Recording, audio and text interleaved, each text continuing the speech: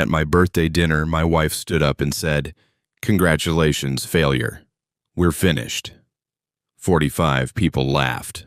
Her new boyfriend sat right beside her. I didn't cry. I slid a black envelope across the table. I said, "Call your parents. Their house is gone. Call your sisters. Their tuition just vanished." The laughter died in seconds. The restaurant was called Lumiere, which is French for light, but there was nothing illuminating about what was about to happen to me. The private dining room glowed amber from the Edison bulbs hanging like suspended tears from the exposed brick ceiling. 45 people, my wife's count, not mine, filled the space with laughter that bounced off wine glasses and white tablecloths. It was my 38th birthday, and I didn't want to be there. If you've ever felt like a guest at your own life, you know the particular emptiness I'm describing. The kind where you smile because your face remembers the muscle memory, where you nod at jokes you don't hear because the static in your head is too loud. I sat at the head of the table, the birthday boy throne, and watched my wife, Melissa, move through the room like she owned not just the space, but the very air we were all breathing. She wore red. She always wore red when she wanted to make a statement, a crimson dress that cost more than my first car, with a neckline that plunged like her interest in our marriage.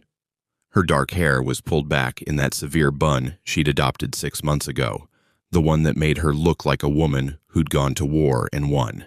And maybe she had. Maybe I'd been the casualty all along, too naive to notice I'd been bleeding out. "More wine, sir?" The server appeared at my elbow, young and hopeful in the way people are when they haven't yet learned that some nights are designed to destroy you. "Please," I said. The Cabernet tasted like expensive regret. The table was a tableau of my wife's careful curation. Her parents, Gerald and Patricia, sat to her left, their faces carrying that particular smugness of people who'd always suspected their daughter had married beneath her station. Her two sisters, Vanessa and Claire, flanked them like matching bookends of entitlement, both in graduate school, both studying things that sounded important but meant nothing I could understand. Art history, comparative literature, degrees funded by tuition checks that appeared like clockwork, signed in my wife's looping handwriting from the joint account I barely looked at anymore. My own family wasn't there. My mother had passed 3 years ago, and my father, well, he'd made it clear that Melissa made him uncomfortable with her airs and expectations.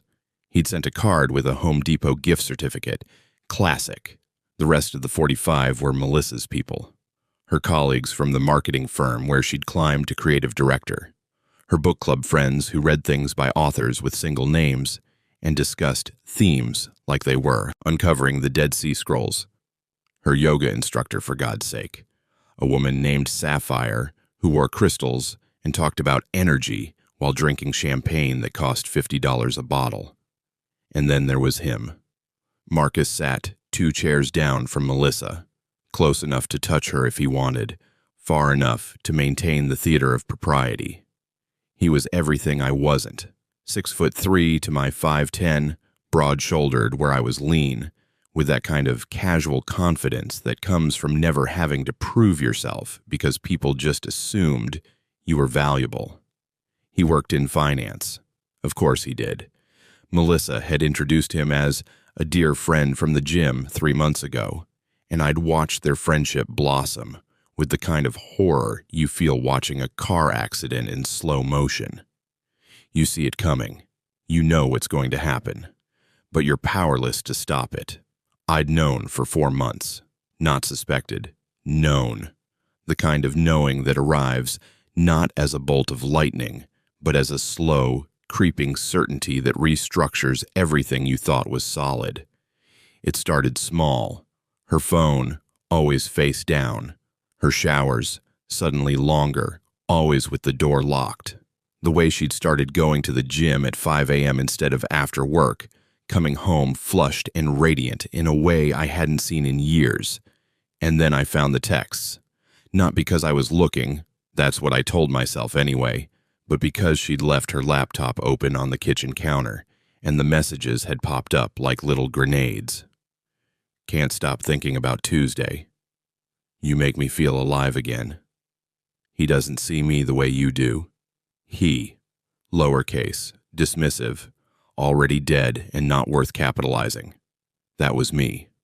I didn't confront her. If you've ever been in this position, you might understand why. Confrontation requires a kind of energy I didn't have anymore. Our marriage had been dying for 2 years, maybe longer. Death by 1,000 small cuts. The way she'd stopped laughing at my jokes. The way she'd started sleeping facing the wall. The way she'd reorganized our bedroom. And somehow, my things kept migrating to smaller and smaller spaces until I felt like a tenant in my own home. So instead of confronting her, I'd done something else. Something that had taken 4 months of meticulous, quiet work. Something that now sat in a black envelope in the inside pocket of my jacket, pressed against my chest like a second heartbeat. The servers brought out the appetizers, seared scallops with some kind of foam that looked like shaving cream but apparently cost extra. Melissa stood up, her wine glass catching the light like a weapon. "I want to make a toast," she announced. The room quieted. 45 faces turned toward her like flowers to the sun. She had that effect on people, a gravitational pull that made you want to orbit her, even as she burned you up. "Today, we're celebrating David," she began, and I heard my name like it belonged to someone else. 38 years old, 38 years of persistence. Laughter rippled through the room, gentle, unsure, testing.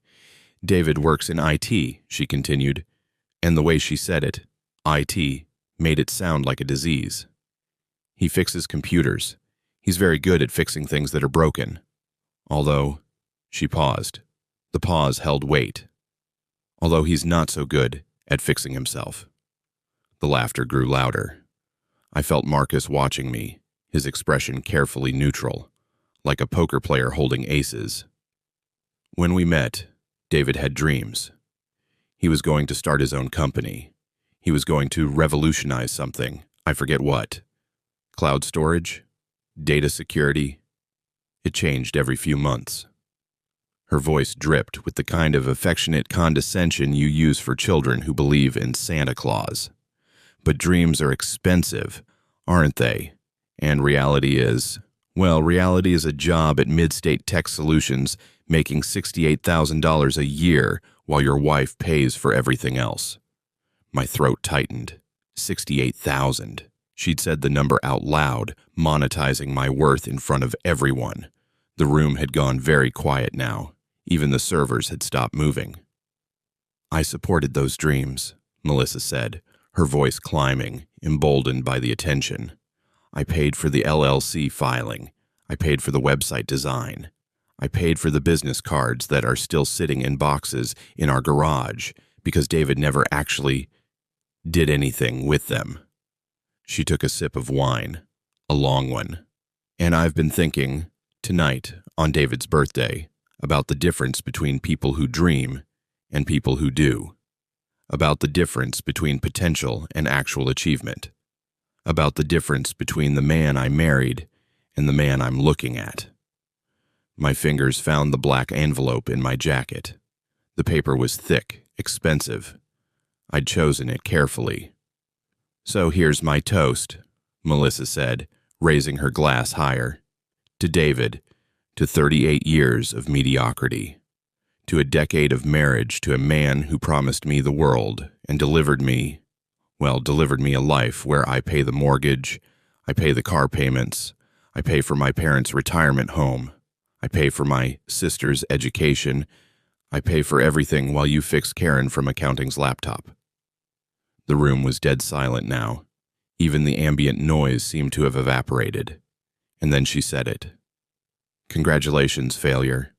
We're finished." The words hung in the air like smoke. Someone gasped. Maybe Vanessa, maybe Claire. Gerald cleared his throat in that way men do when they're uncomfortable but also secretly pleased. Marcus put his hand on Melissa's arm, not hiding anymore. A gesture of ownership, and then, this is the part I'll remember until I die, 45 people laughed, not all at once. It started with nervous titters, the kind people make when they're not sure if something is a joke or a tragedy. But then it grew. Someone at the far end of the table, one of the yoga studio people, let out a full-throated guffaw. That gave permission to others. The laughter built like a wave, crashing over me, drowning me. I didn't cry. If you've ever been humiliated in public, you know that tears are a luxury. Crying requires a kind of surrender I wasn't ready to give. Instead, I felt something else, something cold and clear and absolutely certain sliding into place where my heart used to be. I stood up. The laughter faltered, confused by my movement. I reached into my jacket and pulled out the black envelope. The paper was matte, expensive, sealed with red wax. I'd applied myself using a seal I'd bought specifically for this purpose. The seal bore my initials, D.H. David Harrison, the man who fixed broken things. I slid the envelope across the white tablecloth toward Melissa. It moved like a ship, cutting through the water of spilled wine someone had already forgotten about. "Open it," I said. My voice was calm, eerily calm. The kind of calm that comes from 4 months of preparation, 4 months of documenting, 4 months of building something so airtight that not even her father's lawyers, and Gerald definitely had lawyers, could dismantle it. Melissa looked at the envelope like it might bite her. "What is this?" she asked. "Some kind of pathetic love letter, a promise to change." She looked at Marcus, performing for him now. "Let me guess. You're going to start that company after all?" "Open it," I repeated. The room held its breath. She broke the seal. The wax cracked with a sound that seemed too loud. She pulled out the papers inside, 3 sheets, carefully folded, printed on my office laser printer during lunch breaks when no one was watching. I watched her face as she read, watched the color drain from her cheeks like someone had pulled a plug, watched her eyes widen, then narrow, then widen again, watched her hands begin to shake. "What?" Her voice came out as a whisper. "What is this?" "Read it out loud," I said. "You made a toast. I think it's only fair I get one too." "David, what did you do?" Her father's voice, sharp with sudden concern. I ignored him. I kept my eyes on Melissa. "It's a property transfer document," I said, my voice carrying through the room with the kind of clarity that comes from absolute certainty. "Signed by you, notarized, completely legal. 3 weeks ago, you transferred the deed to your parents' house, the one on Maple Grove, the one they've lived in for 30 years, into my name." Patricia made a sound like a wounded animal. "You also signed over the education trust fund for Vanessa and Claire, all $340,000 of it, to me." Vanessa stood up so fast her chair fell backward. "And," I continued, "you signed a quitclaim deed on our house, the one you love to remind me you paid for, transferring your 50% equity, $275,000, to me." Melissa's face had gone from white to gray. "I never signed this. I would never." "You did," I said. 3 weeks ago. Remember when I asked you to sign those refinancing papers? The ones I said would lower our interest rate? The ones I brought home with the little yellow tabs showing you where to sign? Her mouth opened. No sound came out. "You didn't read them," I said. "You never read anything I put in front of you because you assumed I was too stupid, too mediocre, too much of a failure to ever do anything that mattered. You just signed where I told you to sign." The silence was absolute. Even the kitchen noise had stopped. "Call your parents," I said, my voice still that terrible, calm monotone. "Tell them their house is gone. Call your sisters.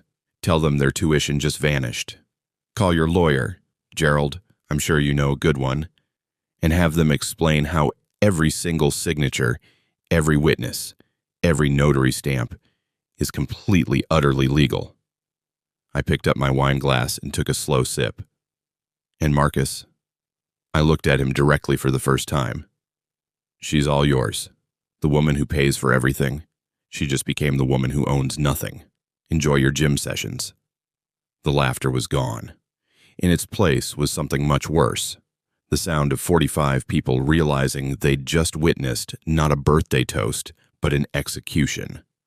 I set down my wine glass, pulled my car keys from my pocket, and walked toward the door. Melissa found her voice.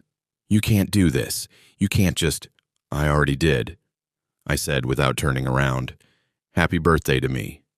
I walked out of Lumiere into the February cold. Snow had started falling while we were inside, soft and silent, covering everything in white. My car was parked 3 blocks away. I walked slowly, letting the flakes settle on my shoulders like absolution. Behind me, through the restaurant's windows, I could see shapes moving. Frantic. Desperate. I got in my car, started the engine, and drove away from the life I'd known. The real work was about to begin. I didn't go home. Home was a 4-bedroom colonial in Westridge Heights with a mortgage. Melissa loved to remind me she paid. Granite countertops she'd chosen without my input, and a master bedroom where I'd been sleeping on the far edge of the mattress for so long. I'd developed a permanent ache in my left shoulder from the way I curled into myself, trying to take up less space. Instead, I drove to the Comfort Inn off Highway 47, the kind of place where the wallpaper hasn't been updated since 1987, and the parking lot smells like diesel and poor decisions. I'd booked the room 3 days ago under my middle name, Harrison. David Harrison becomes Harrison David on a credit card receipt, because I knew I'd need somewhere to disappear to after tonight. The room was exactly what I expected. 2 double beds with comforters the color of aging bruises, a TV bolted to the dresser, a landscape painting of mountains I'm certain don't exist anywhere in our flat Midwest state. I sat on the edge of the bed closest to the window and watched the snow fall through the gap in the curtains. My phone started ringing at 10:47 p.m. Melissa, then Gerald, then Melissa again, then a number I didn't recognize, probably her lawyer, already mobilized, already preparing to dismantle what I'd built. I let every call go to voicemail. I'd set up a new voicemail greeting that afternoon, something I'd recorded in my car during lunch break, sitting in the Mid-State Tech Solutions parking lot where I'd spent the last 8 years fixing other people's problems. "You've reached David Harrison. I'm unavailable to take your call. If this is regarding legal matters, please contact my attorney, Richard Castellano, at Castellano and Burke." I'd left Richard's number, spoken slowly, clearly. Then I'd added one more line. "If this is Melissa, I have nothing to say to you that wasn't already said in the envelope." The voicemails started accumulating. I didn't listen to them. Not yet. That was for later, for when I needed to remember why I'd done this, why 4 months of meticulous planning had been necessary.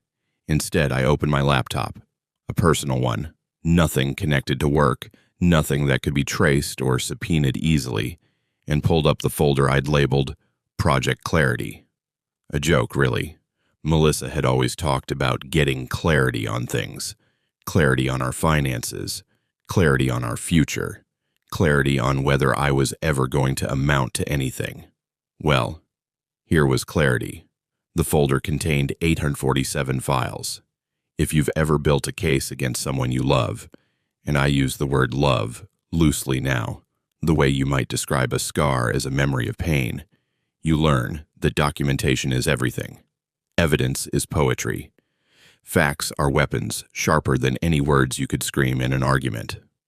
I'd started collecting evidence 4 months ago, the day after I found those text messages. But the truth is, I'd been gathering ammunition for longer than that without realizing it. Every dismissive comment Melissa made, I'd started writing down in a notes app on my phone. Every time she'd belittled my job, my salary, my dreams, I'd recorded the date, the time, the exact words. "You're not a provider, David. You're a dependent." September 14th, 2024, 7:23 p.m. After I'd suggested we couldn't afford the new SUV she wanted. I don't know why I expected more from someone who peaked in college. October 2nd, 2024, 2:15 p.m., during a fight about me forgetting to pick up her dry cleaning. Marcus asked me what my husband does, and I was embarrassed to tell him. November 8th, 2024, 9:47 p.m., after she came home from the gym glowing. But the real work, the architecture of what I'd done tonight, had required something more sophisticated than hurt feelings and recorded insults. It had required understanding, the one thing Melissa valued more than her pride. Control. Let me take you back. 3 months and 2 weeks ago, December 1st, a Tuesday. I'd been having lunch at my desk, leftover pasta that Melissa hadn't bothered to cook but had ordered from that Italian place she liked, the one where a single entree cost what I used to spend on groceries for a week in my 20s. I was scrolling through our bank statements, something I'd started doing obsessively after finding the texts, trying to understand the architecture of our financial life. We had 3 accounts. A joint checking account where both our paychecks were deposited, my $68,000 and her $143,000. A savings account in both our names with about $12,000, emergency fund money that Melissa controlled. And then there was the 3rd account, the trust account. This was Melissa's pride and joy. Her father had helped her set it up when we first got married, a way to protect family assets in case anything ever happened. The account held the deed to her parents' house, transferred to her when they downsized their lifestyle but wanted to maintain ownership for tax purposes. It held the education fund for her sisters, money that had been accumulating since they were children. It held various other financial instruments I'd never fully understood because Melissa had always made it clear this was family money, and I was, at best, an in-law. But here's what I'd discovered, sitting at my desk eating cold pasta. I was a co-signer on that account, not because Melissa trusted me, not because she saw me as an equal, but because her father's lawyer had insisted that for certain tax advantages, the account needed to be in both our names. Melissa had fought it. I later learned from carefully reviewing old emails I'd recovered from our shared desktop computer. But Gerald had been adamant. Just put his name on it. He'd written, "He's too stupid to know what to do with it anyway." That line had burned when I read it. It still burns. But it also gave me an idea. The next day, I'd called in sick to work, something I never did, which meant no one questioned it. I'd driven to the county clerk's office, to the land records department, to the notary services, to every boring bureaucratic corner of our city's municipal infrastructure. I'd learned things. I'd learned that property transfers, when properly executed, were remarkably simple. I'd learned that if you had the right signatures, the right witnesses, the right stamps, you could move ownership of nearly anything. I'd learned that most people, especially people like Melissa, who signed dozens of documents a week in her job, didn't actually read what they were signing if it came from someone they considered beneath them. I'd learned that revenge, real revenge, wasn't about screaming or breaking things or dramatic confrontations. It was about paperwork. For 2 weeks, I'd prepared the documents. I'd used legal templates I'd found online, modified them, printed them on official-looking paper I'd bought from an office supply store. I'd researched notary laws until I could recite them in my sleep. I'd found a notary, a woman named Helen who worked at a UPS store and who notarized documents all day long without asking questions, because why would she? People notarize things constantly. Property transfers, power of attorney forms, affidavits. The hardest part had been the witnesses. You needed 2 witnesses for a property transfer in our state, 2 people who could sign and swear they'd watch the principal party, Melissa, knowingly and willingly sign the documents. I'd chosen carefully. Ryan from my gym, a guy I'd worked out with for 3 years, someone who knew me as that quiet tech guy, and who, for $100 cash, had been willing to witness a signature. He hadn't asked questions.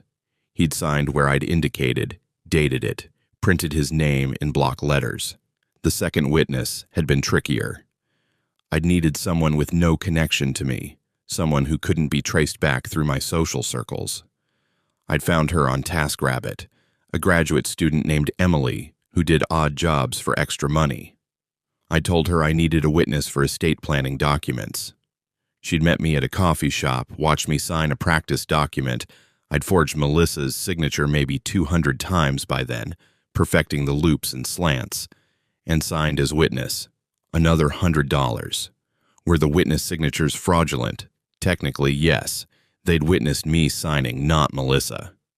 But here's the thing about fraud. It's incredibly difficult to prove if the end result looks legitimate, if the principal's signature is real, if the notary stamp is real, if everything else about the document is correct, proving that the witnesses didn't actually watch the right person sign. Becomes a he said, she said nightmare that costs tens of thousands in legal fees to unravel. And Melissa's signature? That was real. I'd brought the documents home on January 14th, 3 weeks before my birthday. I'd paperclipped them together with some actual refinancing papers I'd gotten from our bank. Real documents about potentially lowering our mortgage rate, something that would benefit us both, something Melissa would obviously want to sign. I'd mixed the property transfer documents in with the refinancing papers. Same color paper, same formatting. I'd put little yellow "Sign Here" tabs on every signature line, the kind that lawyers use, the kind that say, "Trust me, I've already read this for you." I'd waited until Melissa was distracted. She'd been on her phone, texting, probably with Marcus, though I'd tried not to think about that in the moment. I'd handed her the stack of papers. "Babe, can you sign these? The bank needs them by tomorrow for the refinancing." She'd barely looked up. "What's the rate?" 4.2%, down from 5.8. Fine. She'd signed 7 times. Every yellow tab, her signature flowing across each page like water, not knowing she was drowning herself. I'd even had her date them. "Put today's date," I'd said, pointing. She had. I'd watched her sign away her parents' house, her sister's futures, her own equity in our home. And the next day, I'd taken the documents to Helen the notary. I'd had Melissa's signature notarized after the fact, which is technically illegal. But Helen had stamped them without question because the signatures looked fresh, the dates were recent, and I'd paid the $30 fee per document. Then I'd filed them. Property transfer for her parents' house, filed with the county recorder. Trust fund transfer, filed with the financial institution that managed it. Quitclaim deed on our house, filed with the county assessor. All of it. Legal, recorded, stamped, official. By the time Melissa signed those documents, by the time she handed them back to me with that dismissive little wave that said, "Handle it, that's what you're good for," the trap was already built. I just needed to spring it. And tonight, at my birthday dinner, in front of 45 people who'd laughed at my mediocrity, I'd finally pulled the trigger. My phone buzzed. A text message. Not from Melissa. I'd blocked her number the moment I left the restaurant, but from Richard Castellano, the lawyer I'd hired 2 months ago with money I'd been secretly siphoning from my paycheck. "Richard, I've received 6 calls. Her attorney is demanding we reverse everything immediately." I told him what we discussed. "He's threatening legal action." I typed back, "Let him threaten. Everything was filed legally. Signatures are genuine." "Richard, he's claiming fraud, forgery of witness signatures, notary after the fact." Me, "Can he prove it?" 3 dots appeared, disappeared, appeared again. "Richard, not easily, not cheaply. Discovery alone would cost them $50K plus. And even if they prove the witnesses were irregular, the principal's signatures are real." "You recorded her signing, correct?" I had. On my phone, angled carefully from across the kitchen counter, showing Melissa's face, showing her hand moving across the paper, showing the dates she wrote, showing everything. The video was time-stamped, geotagged, irrefutable. Me, "I have video." Richard, "Then we're solid. Unethical as hell, but solid. They'll settle. Give it 3 days." I set the phone down and stared at the ceiling. The textured popcorn surface looked like a star field, like I was lying at the bottom of the universe, looking up at everything I'd destroyed. If you've ever burned your life down on purpose, you know this feeling. It's not triumph. It's not even satisfaction. It's a kind of hollow certainty, the way I imagine astronauts feel in the silence of space, untethered, floating, aware that there's no going back to the world they left. I thought about Melissa's face when she'd read those documents, the way the color had drained, the way her hands had started shaking. For 4 months, I'd imagined that moment. I'd played it in my head like a movie, rehearsed it, refined it, and the reality had been even better than I'd hoped. But now, lying in a motel room that smelled like industrial detergent and other people's sadness, I felt something I hadn't expected. Grief. Not for Melissa, not for the marriage. That had been dead longer than either of us wanted to admit. But for the man I'd been when I'd stood at an altar 10 years ago and promised to love someone who would eventually call me a failure in front of 45 people.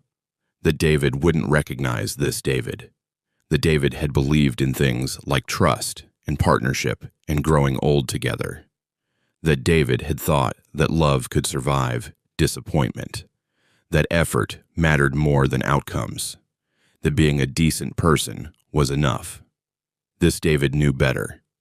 This David had learned that in the arithmetic of marriage, there were people who added and people who subtracted. And if you weren't careful, you'd end up as nothing but a deficit in someone else's ledger. My phone buzzed again. Another voicemail. I picked it up finally and listened. Melissa's voice, ragged with tears. David, please, we can talk about this. Whatever you think I did, whatever you're angry about, we can fix it. Just call me back, please. My parents they're devastated. My sisters are crying. You can't do this. You can't just destroy everything because you're hurt. Call me, please.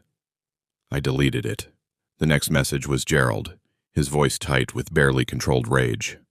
I don't know what you think you're doing, but this is illegal. Fraud. Forgery.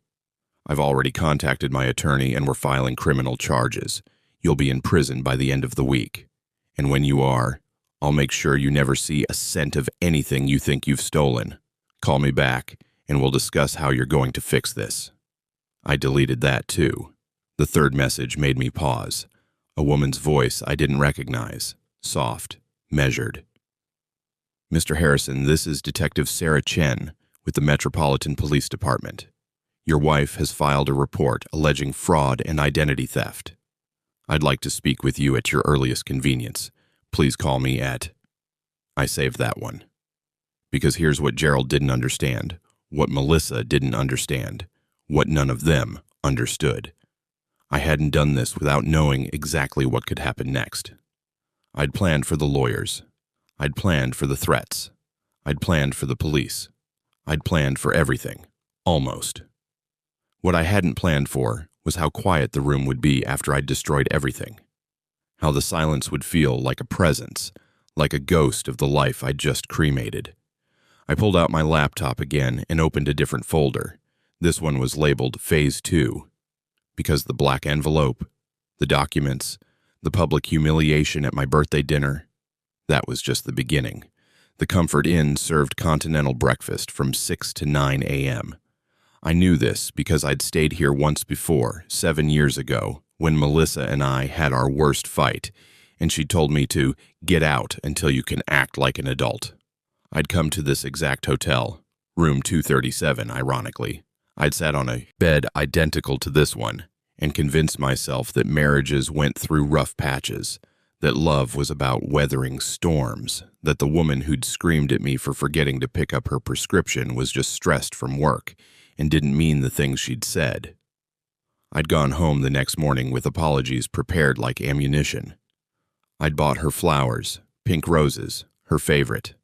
I'd promised to be better, more attentive, more worthy of the life she was building for us. She'd accepted the flowers without looking at me and left them on the kitchen counter until they wilted.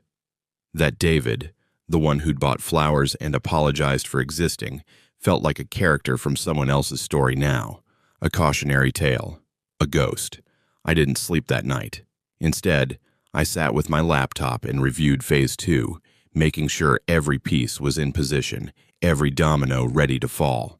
The documents I'd served tonight were just the opening move. The real game was about to begin. At 6:15 a.m., I went downstairs to the breakfast area. The waffle maker was broken. A sign on it read, "Out of order," in apologetic Sharpie. But there was coffee, and that was enough. I filled a styrofoam cup and sat at a table near the window, watching the highway traffic build as the city woke up to Friday morning. My phone showed 37 missed calls, 16 voicemails, 42 text messages. I ignored all of them except one. Richard Castellano, 5:47 a.m. Need to talk. Call when you're up. I dialed his number. He answered on the first ring. Where are you? Richard's voice was sharp, alert. He was the kind of lawyer who probably slept in his suit. Somewhere safe. David, listen to me very carefully. Gerald Morrison hired Thomas Kincaid. I took a sip of coffee. It tasted like burnt plastic. Should I know who that is? He's the most expensive divorce attorney in the state, specializes in asset recovery and fraud cases. He's already filed for an emergency injunction to freeze all the transferred assets pending investigation.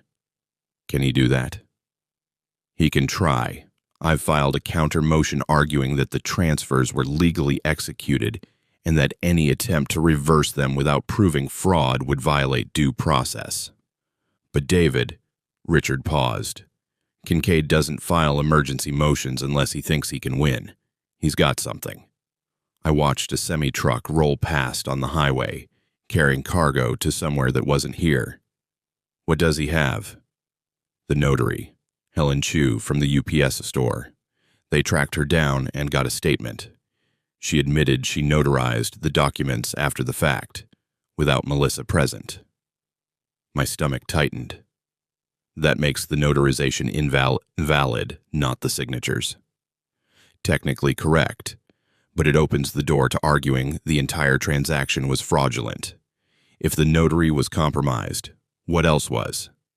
They're going to argue you orchestrated the whole thing, forged everything, manipulated their client. Melissa signed the documents herself. I have video proof. Of her signing papers, you told her we're refinancing documents. That's fraud by deception, David. You intentionally misrepresented what she was signing. I set down the coffee cup. So what happens now? Now we go to war, discovery, depositions, expert witnesses. This will get ugly and expensive. We're talking $100,000 in legal fees, maybe more. And even if we win, even if every signature holds up, you'll be painted as the villain, the husband who tricked his wife, the IT guy who committed fraud. Your reputation will be, I don't care about my reputation. Silence on the other end. Then, everyone cares about their reputation. Not me.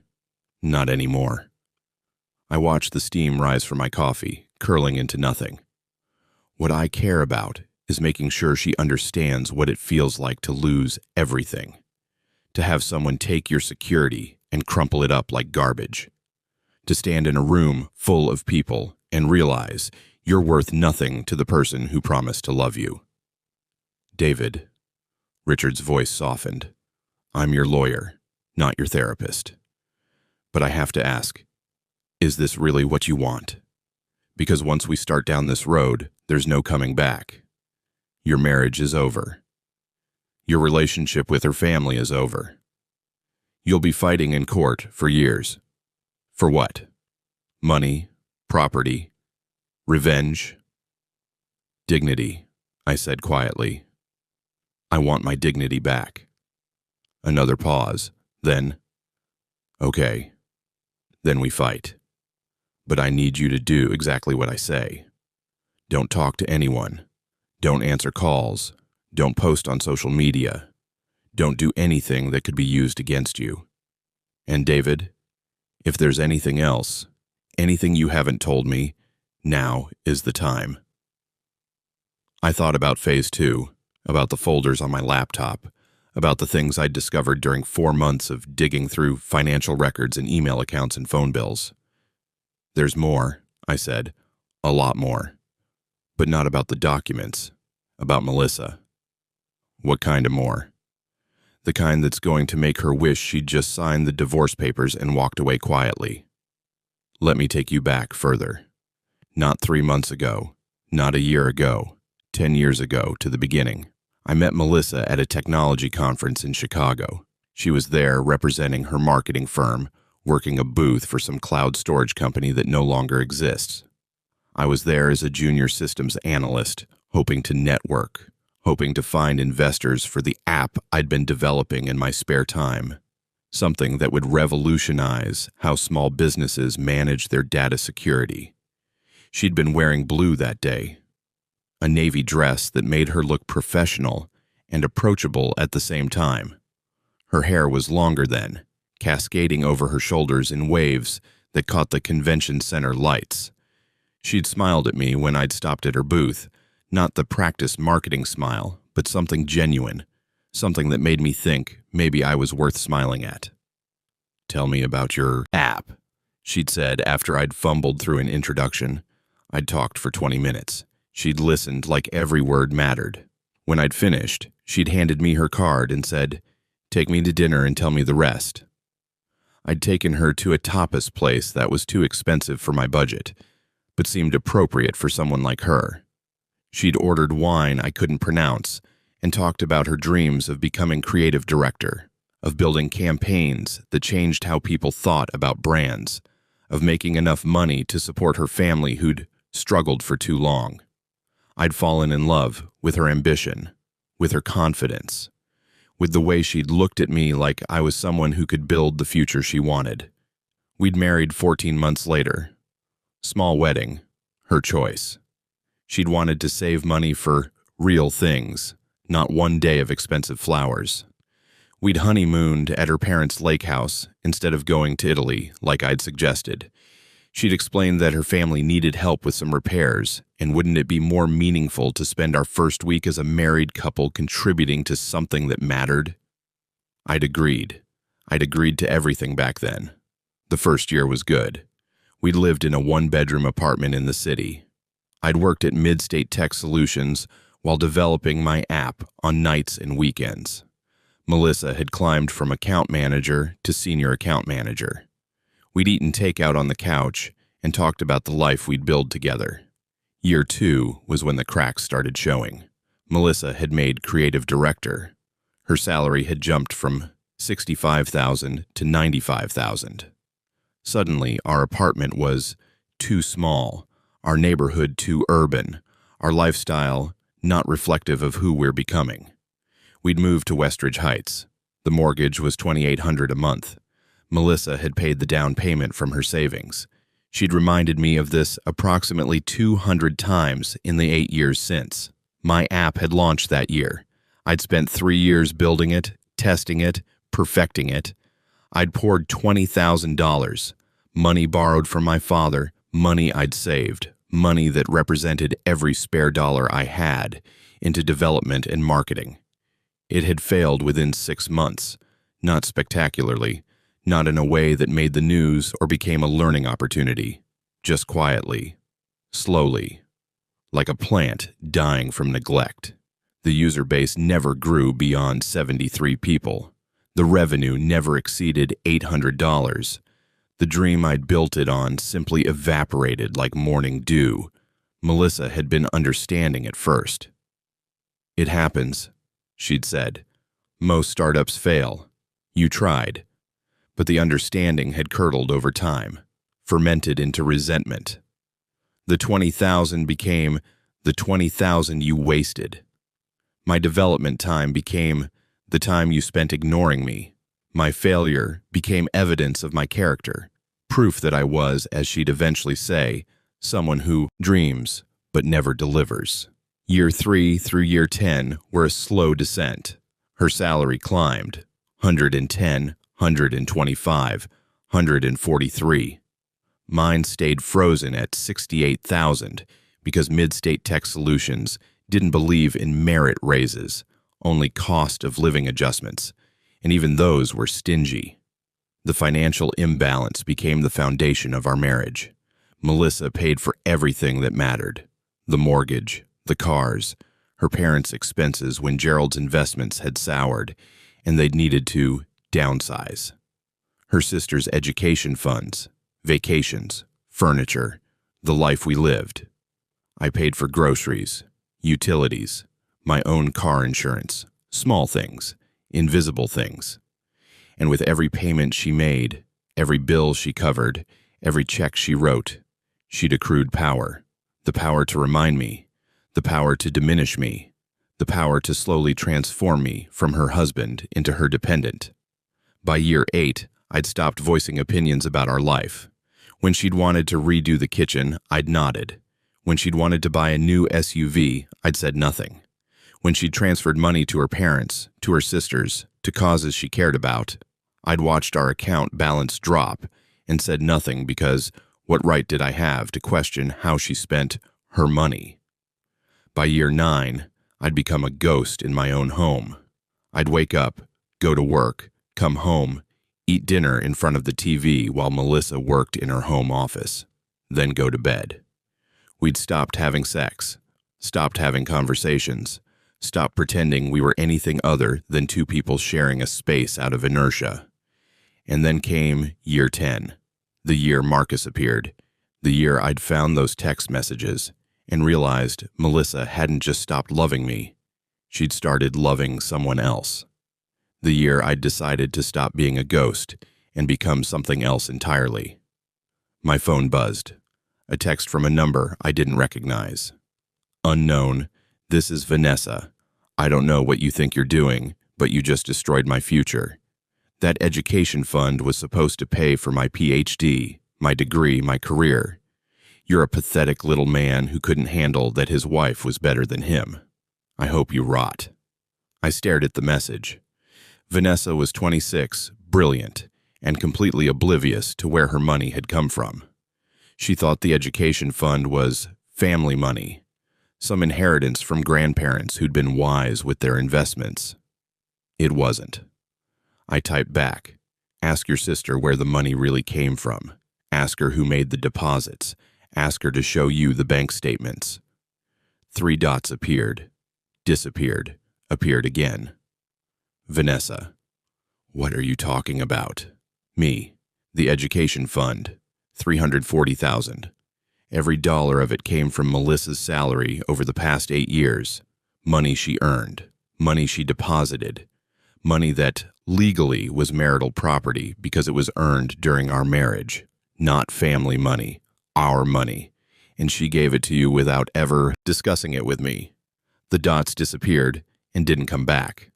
I pulled up the file on my laptop, labeled Education Fund Documentation.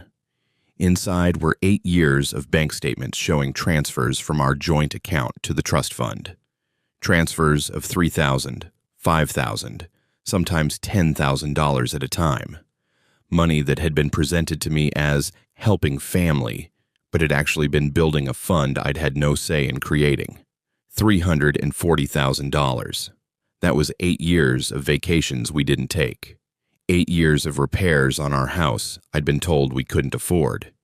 8 years of Melissa telling me we needed to be careful with spending while she'd been moving money into an account for her sister's future. I discovered this 3 months ago while reviewing our financial records. The rage I'd felt had been white-hot, incandescent. Not because I begrudged her sisters in education, but because I'd never been asked, never been consulted, never been treated as an equal partner in a decision that had shaped our entire financial life. That discovery had been the catalyst for everything else. Once I'd started digging, really digging, I'd found more, so much more. I opened another folder. Melissa, personal expenses. Inside were credit card statements I'd recovered from her email account, the account she'd thought was private, protected by a password she'd used for everything, Ambitious 2024. I'd accessed her email 2 months ago using our home computer while she'd been at the gym, probably with Marcus. Gmail had asked if I wanted to stay signed in. She'd clicked yes. The browser had remembered. The credit card statements had revealed a secret life I'd never known about. $11,000 at luxury hotels over the past 6 months. Hotels where Marcus's credit card showed up on the same dates, same locations. They'd been careful, separate rooms on paper. But the pattern was unmistakable. $4,000 at restaurants. Not the restaurants we went to, the ones where she'd roll her eyes at the prices and suggest we order appetizers instead of entrees. These were different places, expensive places, places where she'd taken Marcus and paid with our joint credit card, categorizing the expenses as client dinners, $6,000 in gifts, watches, cufflinks, cologne, all purchased from men's luxury stores, all charged to our account, all bought in the past 4 months. She'd been building a relationship with Marcus using money from our marriage, dating him on my dime, and I'd been too trusting, too passive, too much of a failure to notice. Until I did. I closed the laptop and finished my coffee. The breakfast area was filling up now, with other guests, business travelers in wrinkled suits, families on road trips, people living temporary lives in temporary spaces. My phone buzzed again. Richard, emergency hearing scheduled for Monday, 9 a.m. Kincaid is pushing hard. Judge Bronson, presiding. She's tough, but fair. We need to prep. Can you meet at my office Sunday at 2 p.m.? Me. I'll be there. Richard. And David, bring everything. Every document, every piece of evidence, every file you have. If we're going to war, I need to know what weapons we have. I thought about the folders on my laptop, about the hotel receipts and the credit card statements and the text messages I'd recovered. About Phase 2. Me. You're going to need a bigger briefcase. I packed up my laptop and headed back to my room. 3 days until the hearing. 3 days to prepare for the moment when I'd show Melissa, and her lawyers, and her family, and everyone who'd laughed at my birthday dinner, exactly what kind of man she'd called a failure. The kind who'd been documenting everything.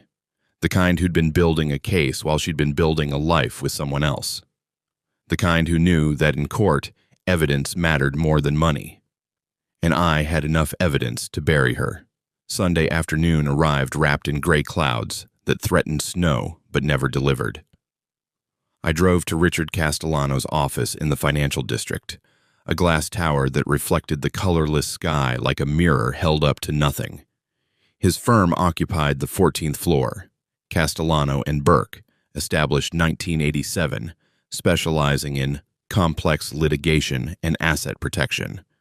I'd found Richard through the most mundane of sources, Google. Divorce lawyer, fraud defense, aggressive representation. He'd been the third result, sandwiched between a billboard attorney who promised to destroy your ex and a firm that specialized in discreet representation for high net worth individuals. Richard was neither bombastic nor discreet. He was methodical, precise, the kind of lawyer who color-coded his files and answered emails at 5:47 a.m. because that's when he woke up. I trusted him because he'd never tried to be my friend. The elevator opened onto a reception area that smelled like leather furniture and professional ambition. A young woman at the desk, probably a paralegal, maybe a law student, looked up from her computer. David Harrison for Richard Castellano, I said. He's expecting you. Conference room B, down the hall on your left. The conference room had windows overlooking the city, a table large enough to seat 12, and Richard already inside, surrounded by file boxes and legal pads covered in his tight, controlled handwriting. He looked up when I entered. Richard was 52, with silver hair he kept military short, and wire-rimmed glasses that made him look like a literature professor who'd accidentally wandered into law. He wore a navy suit even on Sunday, even when the office was empty, because I suspected Richard didn't own casual clothes. David, close the door. I did, set my laptop bag on the table, sat down across from him. How are you holding up? He asked. It was the first time he'd asked me anything personal. The question caught me off guard. I don't sleep much. That's normal. Adrenaline, cortisol. Your body thinks you're in danger because, legally speaking, you are. He pushed a file folder across the table. Kincaid filed his emergency motion. I want you to read it. I opened the folder. The document was 23 pages of dense legal language, but certain phrases jumped out like wounds.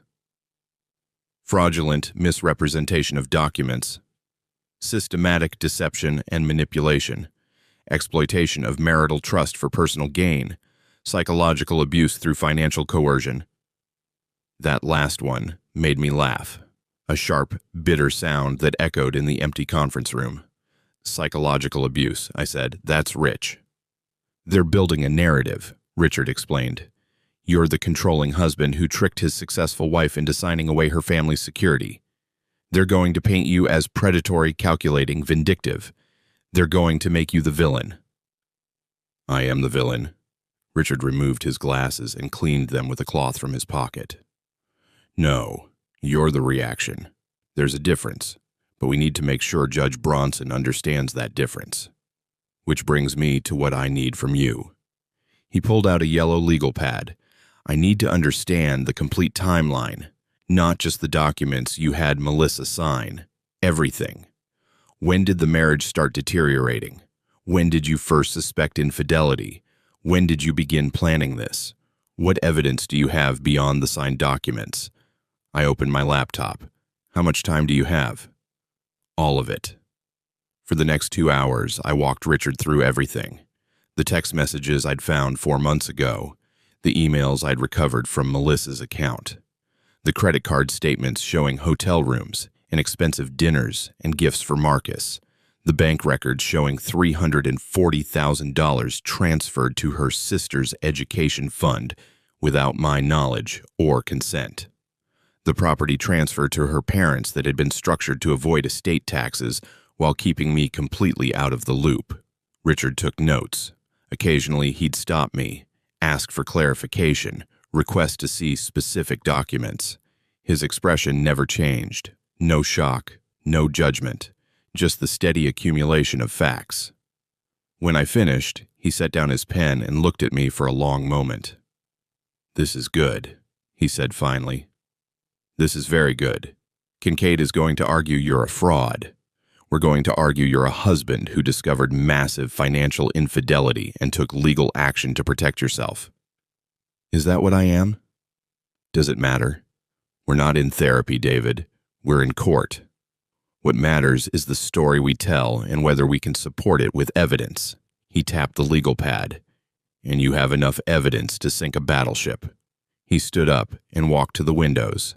The city sprawled below us, thousands of lives being lived in thousands of apartments, in houses and hotel rooms. People loving and lying and betraying each other in ways both spectacular and mundane.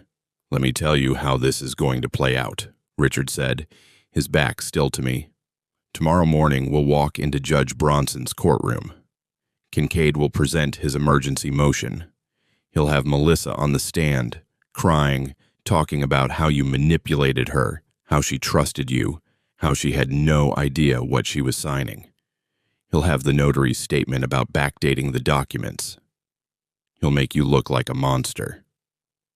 And then we'll present our case. We'll show the credit card statements, the hotel receipts, the text messages between Melissa and Marcus. We'll demonstrate that while Melissa was claiming to be a faithful wife, she was conducting an affair funded by marital assets. We'll show that she transferred massive amounts of money to her family without your consent. We'll prove that she systematically diminished you, belittled you, treated you as a financial dependent rather than an equal partner." He turned to face me. "We'll argue that the documents you had her sign weren't fraud. They were a legally executed transfer of assets that you, as a co-signer on the trust account and a joint owner of the marital property, had every right to initiate.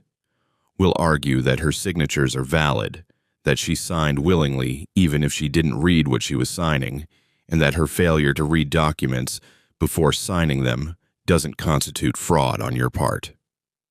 Will that work?" Probably not for everything. Judge Bronson will likely find that the notary irregularity is enough to void at least some of the transfers. But she'll also see the bigger picture. She'll see a wife who was unfaithful, who mismanaged marital assets, who treated her husband with contempt, and that context matters. Richard sat back down. What we're really doing tomorrow isn't winning or losing the emergency motion. We're setting the stage for the divorce proceedings. We're establishing that this isn't a simple case of husband tricks wife. This is a case of mutual betrayal, financial infidelity, and two people who destroyed their marriage from both sides. Except I didn't destroy anything, I said quietly. I just documented the destruction. And that's exactly what we'll argue.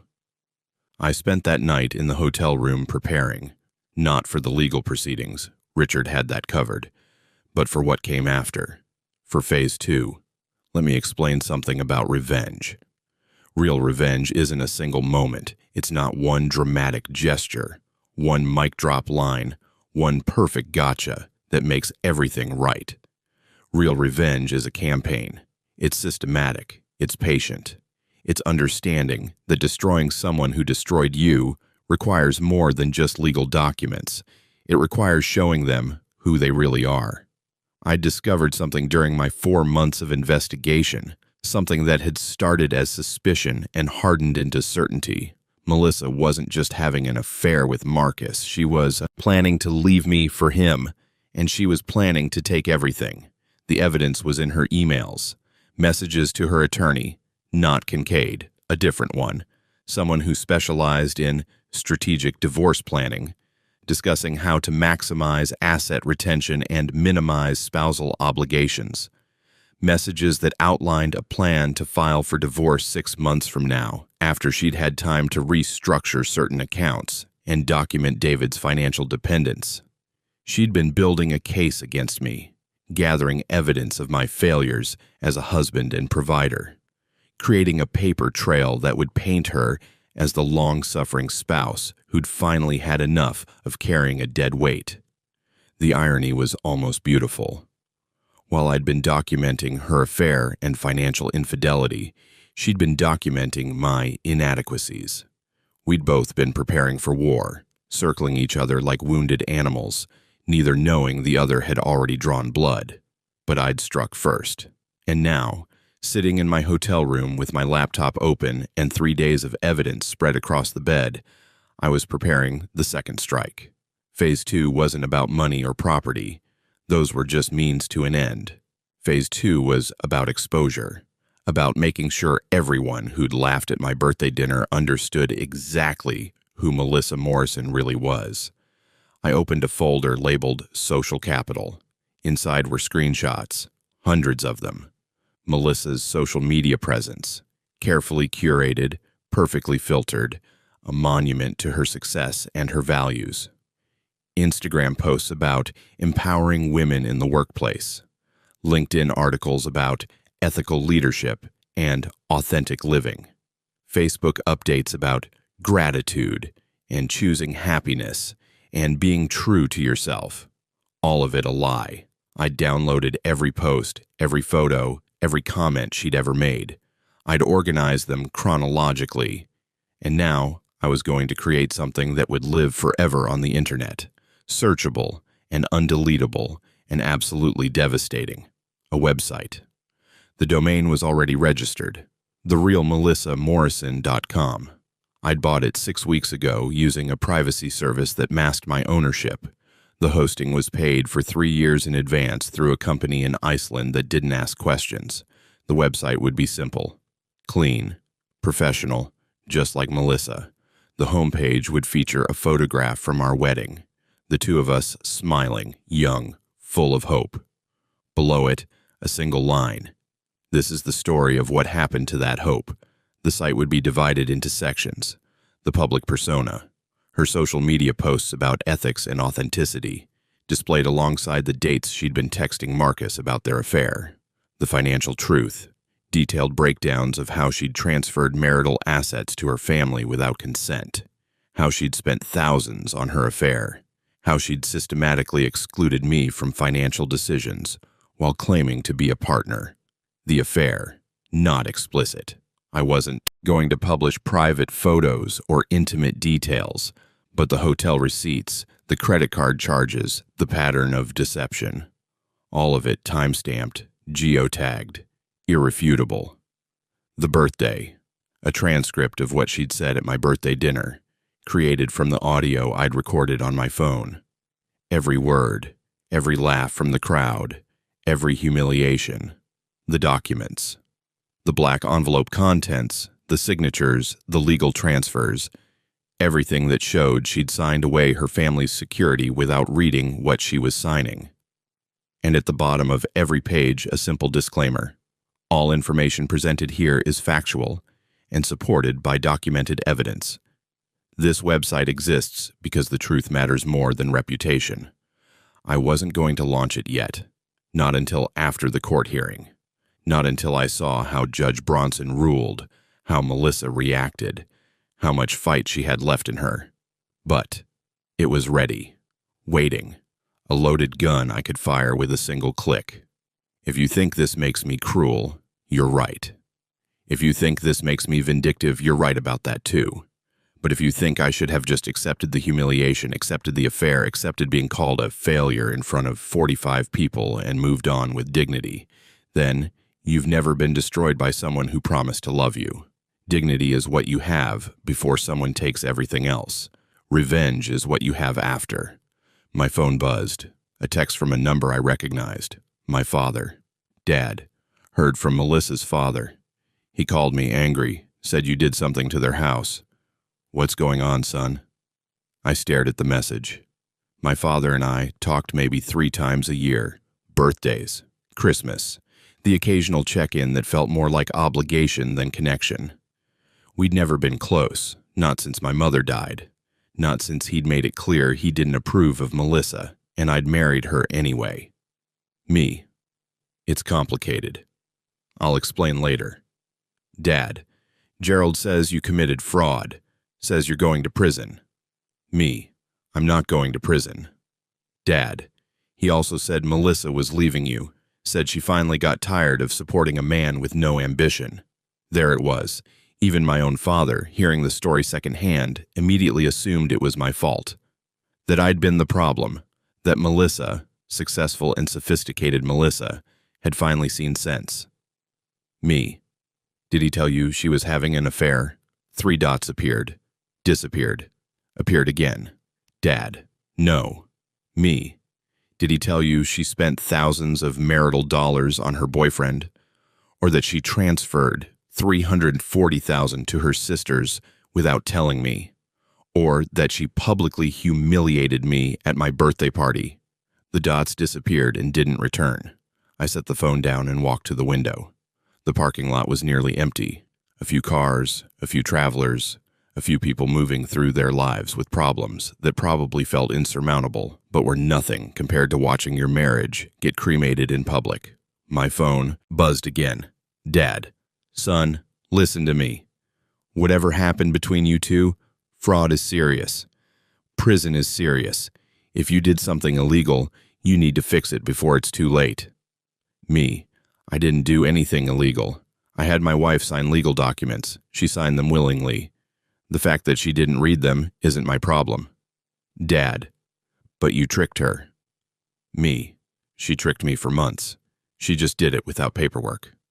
Another long pause. Dad. 2 wrongs don't make a right. I laughed. Actually laughed. The kind of laugh that comes from somewhere dark and deep. The kind that tastes like ashes. Me. No. But they make things even. I turned off my phone after that. Not just silenced it, actually powered it down. Tomorrow would be brutal enough without spending tonight defending myself to people who'd already decided I was the villain. I laid out my clothes for court. A navy suit I'd bought 3 years ago for a work presentation, barely worn since. A white shirt. A blue tie that Melissa had bought me for our 8th anniversary with a card that read, "To my rock, love always." Always had lasted 2 more years. I set my alarm for 5:30 a.m.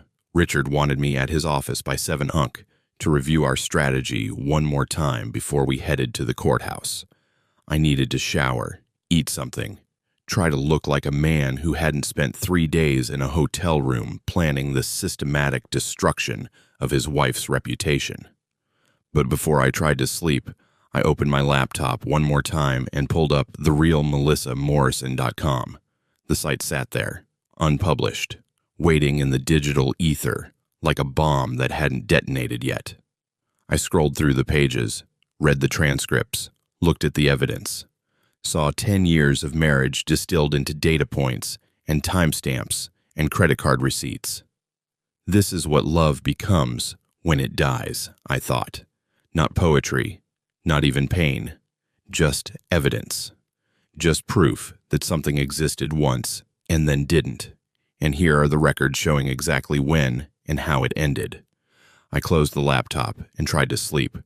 Outside, the snow that had been threatening all day finally started to fall, soft and silent and covering everything in white, making the parking lot look clean and new and nothing like what it really was. Tomorrow, I'd walk into a courtroom and fight for my right to the revenge I'd taken.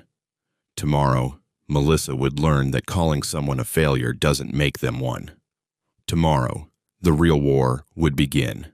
But tonight, in a hotel room that cost $69 and smelled like industrial carpet cleaner, I lay in bed and remembered the man I used to be, the one who'd believed in love, the one who'd bought flowers and apologized for existing.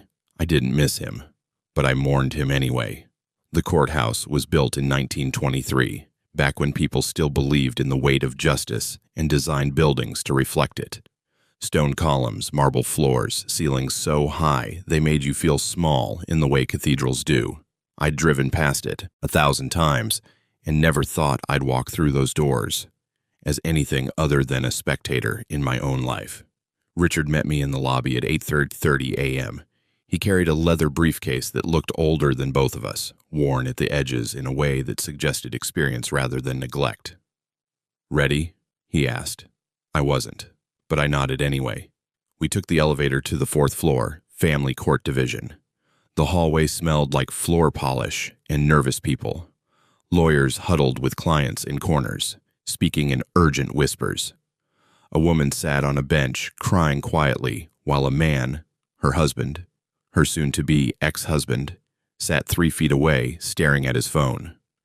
This was where marriages came to die officially, legally, with a judge's signature and a court reporter documenting every word. Courtroom 4B was smaller than I'd expected. Not the grand chambers you see in movies, but a functional space with wooden benches, fluorescent lighting, and an American flag standing in the corner like a witness to dissolution. Melissa was already there. She sat at the plaintiff's table with Thomas Kincaid, and the sight of her hit me like a physical blow. She wore black, a conservative dress with a high neckline. Her hair pulled back severely, minimal makeup. The mourning widow aesthetic, the wronged woman dressed in grief. She looked up when I entered. Our eyes met for the first time since my birthday dinner. If you've ever locked eyes with someone who used to love you and now wants to destroy you, you know that particular electricity. It's not hate, exactly. It's something more complex. Recognition mixed with revulsion. Intimacy weaponized. She looked away first. Richard and I took our seats at the defendant's table. He opened his briefcase and arranged documents with the precision of a surgeon laying out instruments. I sat and tried to remember how to breathe. All rise. Judge Sarah Bronson entered from a side door. She was younger than I'd expected, mid-50s with short gray hair and reading glasses hanging from a chain around her neck. She wore black robes that rustled when she moved, and her expression suggested she'd seen every variation of human dissolution and was tired of all of them. Be seated. Her voice was crisp, efficient. Case number 2025 FM 3847, Morrison versus Harrison, emergency motion for asset freeze and preliminary injunction. Mr. Kincaid, you filed the motion. Proceed. Thomas Kincaid stood. He was everything Richard wasn't. Tall where Richard was average, commanding where Richard was methodical, dressed in a charcoal suit that probably cost more than my monthly salary. He looked like the kind of lawyer who won cases before saying a word, just by walking into the room. Your Honor, thank you. This is a straightforward case of fraud perpetrated by a vindictive spouse against his own wife and her family. The defendant, David Harrison, systematically deceived my client into signing documents that transferred hundreds of thousands of dollars in assets out of her control. He did this through misrepresentation, through forged witness signatures, through backdated notarization, and through the exploitation of marital trust. He walked to the center of the courtroom like he owned it. Mrs. Morrison believed she was signing mortgage refinancing documents. Instead, she signed away her parents' home, her sister's education fund, and her equity in the marital residence. When she discovered the deception, Mr. Harrison publicly humiliated her at his birthday party, revealing the transfers in front of 45 witnesses in what can only be described as an act of calculated psychological cruelty. Kincaid turned to look at me. This is not a case of marital discord, Your Honor. This is fraud, and we're requesting an immediate freeze on all transferred assets pending a full investigation and reversal of these illegal transfers. Judge Bronson made a note. I've read your motion, Mr. Kincaid.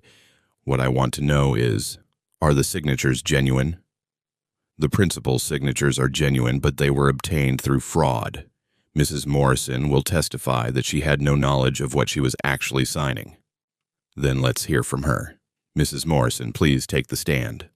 Melissa stood. She moved like someone carrying a great weight, shoulders slightly hunched, steps measured. The performance was flawless. She placed her hand on the Bible, swore to tell the truth, and sat in the witness box looking small and wounded. Kincaid approached her gently like she might break. Mrs. Morrison, can you tell the court about your marriage to David Harrison? Her voice when she spoke was soft, trembling slightly. We've been married for 10 years. I thought it was a good marriage. I supported David's dreams. I paid for our home, for our life, because his income wasn't enough. I never resented that. I loved him. The past tense landed like a stone. And did there come a time when your husband asked you to sign documents? Yes, about 3 weeks ago. He told me they were refinancing papers for our mortgage. He said it would lower our interest rate, save us money. I trusted him, so I signed where he told me to sign. Did you read the documents? No. A tear rolled down her cheek, perfectly timed. I trusted my husband. I didn't think I needed to read documents he was presenting to me. And when did you discover what you'd actually signed? At his birthday party, in front of everyone. He humiliated me. He told me I'd signed away my parents' house, my sister's education fund, everything. And then he just left, like destroying my family meant nothing to him. She wiped her eyes.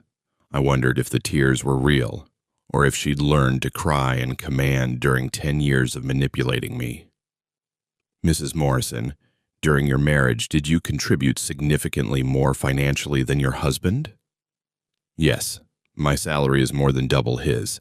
I paid the mortgage, the cars. I supported my family when they needed help. David's income it wasn't enough for the life we'd built. And did you ever use this financial disparity to belittle or control your husband?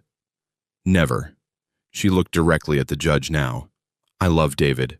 I supported him. I tried to build a life with him, and he repaid me by stealing from my family. Kincaid nodded solemnly. No further questions, Your Honor. Judge Bronson looked at Richard. Cross-examination. Richard stood slowly, gathering a folder from our table.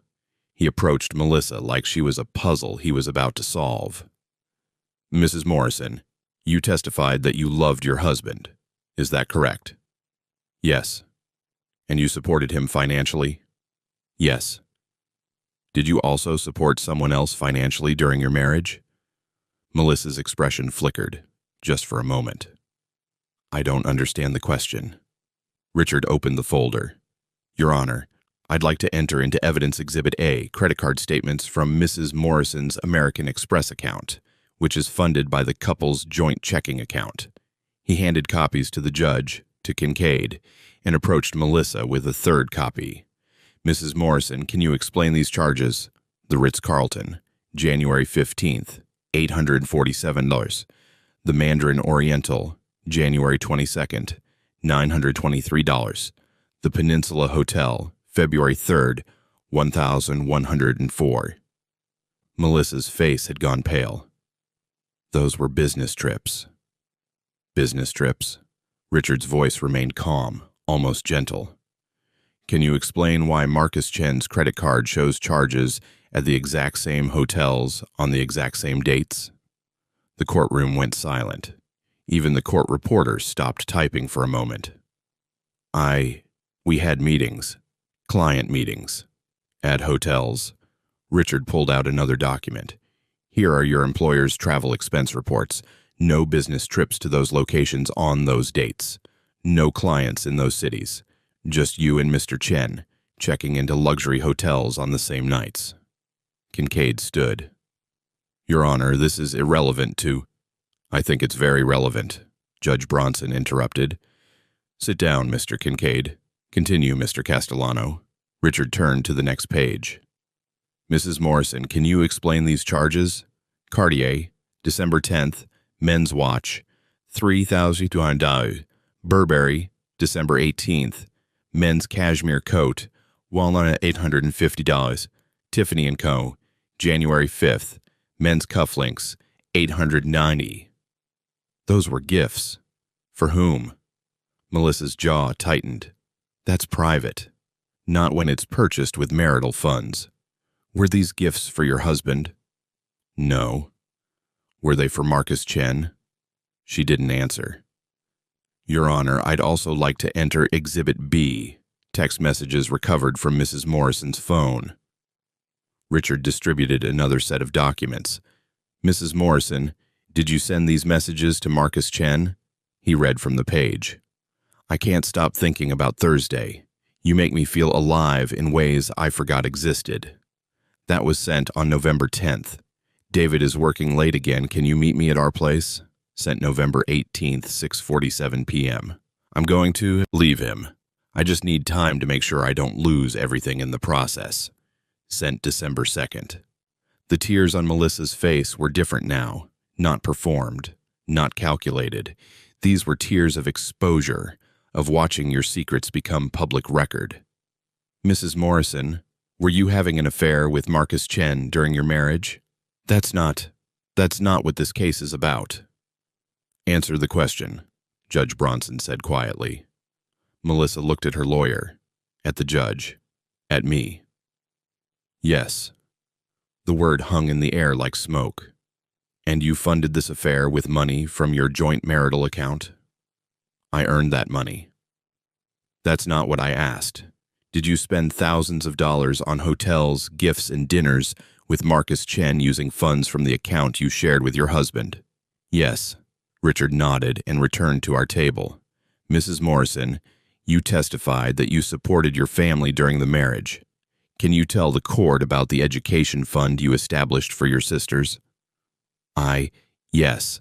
I set up a trust fund for their education. How much is in that fund? About $340,000. And did you discuss this fund with your husband before making deposits? Melissa hesitated. He knew I was helping my family. That's not what I asked. Did you specifically discuss transferring $340,000 from your joint marital account into a trust fund for your sisters? We didn't discuss the specific amounts. So you unilaterally transferred $340,000, money earned during your marriage, which makes it marital property under state law, without your husband's knowledge or consent. I earned that money. I had the right to. In a marriage, Mrs. Morrison, there is no my money and your money. There's only marital property. And you transferred marital property without your spouse's consent. Richard's voice hardened slightly, just like you claim he did. Kincaid was on his feet. Your Honor, Mrs. Morrison's financial management doesn't excuse fraud. No, but it establishes context, Judge Bronson said. And right now, I'm hearing that both parties made unilateral financial decisions. Continue, Mr. Castellano. Richard pulled out another document. Mrs. Morrison, at your husband's birthday party, you made a toast. Do you remember what you said? I was upset. I was emotional. You called him a failure. You mocked his salary, which you stated publicly as $68,000. You told him, and I quote, "We're finished." Is that correct? Yes, and this was in front of 45 people? Yes. How long had you been planning to divorce your husband? Melissa's eyes widened. I wasn't. Richard placed another document in front of her. This is an email from you to attorney Mitchell Sanders, dated October 15th of last year, 4 months before your husband's birthday. You wrote, I'm planning to file for divorce in approximately 6 months. I need your advice on how to structure our assets to maximize my retention and minimize David's claims. Did you write this email? The color had completely drained from Melissa's face. Did you write this email? Richard repeated. Yes. So you were planning to divorce your husband. You were having an affair. You were spending marital funds on that affair, and you were consulting with an attorney about how to minimize his financial claims. And when your husband discovered this and took legal action to protect himself, you filed an emergency motion claiming you were the victim. He committed fraud. He had you sign documents that you didn't read, just like you made financial decisions he wasn't consulted about, just like you planned a divorce he knew nothing about. The difference is, his actions were legal. Were yours? Melissa looked at Kincaid desperately, but he had no answer for her. Judge Bronson removed her glasses. Step down, Mrs. Morrison. Melissa returned to her seat, moving like someone who'd been hollowed out. Kincaid whispered something to her urgently, but she just stared straight ahead. Mr. Castellano, do you have other witnesses? Just one, Your Honor. I'd like to call David Harrison to the stand. Richard looked at me. This was the moment we'd discussed. The moment where I'd have to face Melissa's lawyer, face the judge, face the entire courtroom, and defend what I'd done.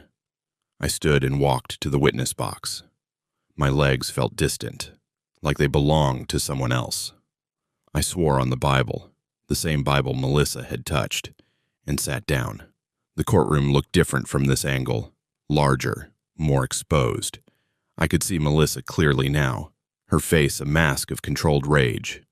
I could see Judge Bronson watching me with the tired patience of someone who'd heard every story and believed none of them. Richard approached. Mr. Harrison, why did you have your wife sign those documents? I took a breath. Because I was tired of being invisible in my own marriage. Tired of having no say in how our money was spent. Tired of watching her build a life with someone else while telling me I was a failure for not earning enough. When did you discover the affair? 4 months ago.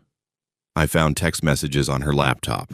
I didn't confront her because I knew she'd deny it, minimize it, make me feel crazy for even questioning her. So instead, I documented everything. And the documents she signed, did you force her to sign them? No, I presented them to her. I told her they were refinancing papers. She signed them without reading them, which is exactly what she'd been doing our entire marriage. Making financial decisions without consulting me, assuming I was too stupid or too irrelevant to matter. Judge Bronson leaned forward. Mr. Harrison, you understand that what you did, misrepresenting the nature of documents, could be considered fraud. Yes, Your Honor. But I also understand that my wife spent thousands of dollars on an affair using our joint account, that she transferred $340,000 without my knowledge, that she was planning to divorce me while structuring our assets to leave me with nothing. I'm not saying what I did was right. I'm saying it was equal. 2 wrongs don't make a right, Mr. Harrison. No, I said, looking directly at Melissa, but they make things even. The courtroom was silent. Judge Bronson sat back in her chair. I'm going to take a 15-minute recess. When I return, I'll deliver my ruling on the emergency motion." She stood. We all stood. She disappeared through the side door, leaving us in limbo. Richard leaned over. "That went well." "Did it?" "You were honest. Judges appreciate honesty, even when what you're being honest about is ethically questionable." Melissa and Kincaid left the courtroom. I watched them go, watched her lean heavily on his arm, watched the woman who'd called me a failure, now crumbling under the weight of her own exposed secrets. I should have felt triumphant. Instead, I felt empty. This was what victory looked like, I realized. Not celebration, not vindication, just the cold acknowledgement that we'd both destroyed each other, and now a judge would decide who'd done it more legally. 15 minutes passed, like 15 hours. When Judge Bronson returned, the courtroom felt smaller, the air thinner. "I've reviewed the evidence presented by both parties," she began, "and I'm troubled by what I've seen. This is not a simple case of fraud or victim. This is a marriage that deteriorated through mutual betrayal, financial infidelity on both sides, and a complete breakdown of trust and communication." She looked at Melissa. "Mrs. Morrison, you transferred significant marital assets without your husband's knowledge. You conducted an affair funded by joint accounts. You planned a divorce while consulting an attorney about asset protection." Then she looked at me. "Mr. Harrison, you deliberately misrepresented documents to your wife. You had her sign transfers under false pretenses. Regardless of her own wrongdoing, this constitutes deception." My heart sank. "However," Judge Bronson continued, "I find that the signatures are valid, that Mrs. Morrison signed willingly, even if unknowingly, and that as a co-signer on the relevant accounts, Mr. Harrison had legal authority to initiate these transfers." She paused.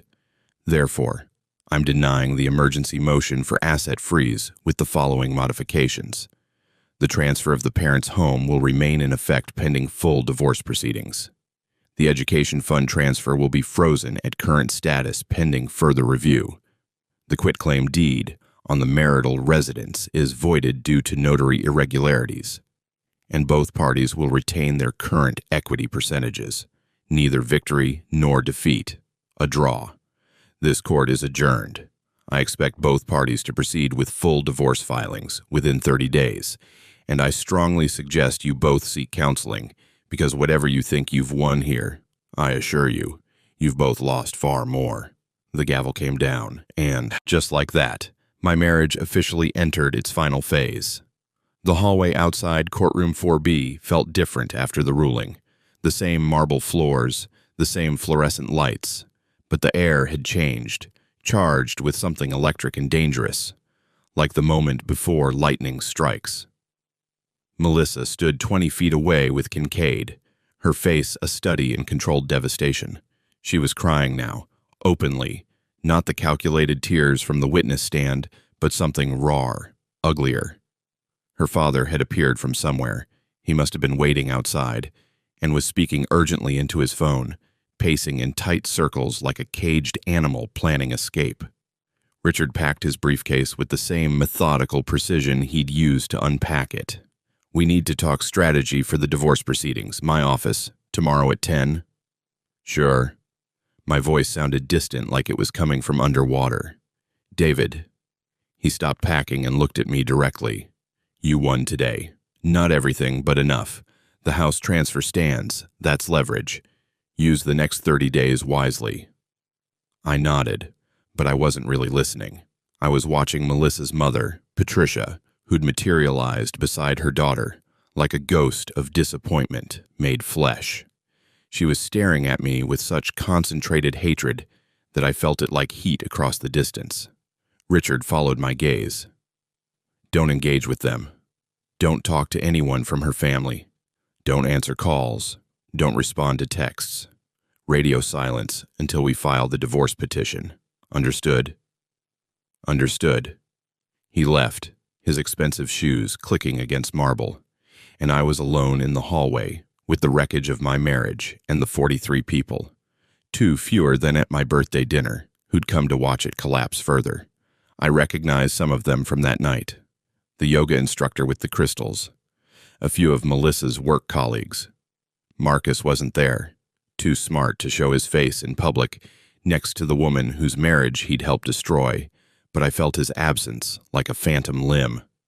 I walked toward the elevator, keeping my eyes forward, trying to ignore the stares and whispers that followed me like a wake. "David," Vanessa's voice stopped me.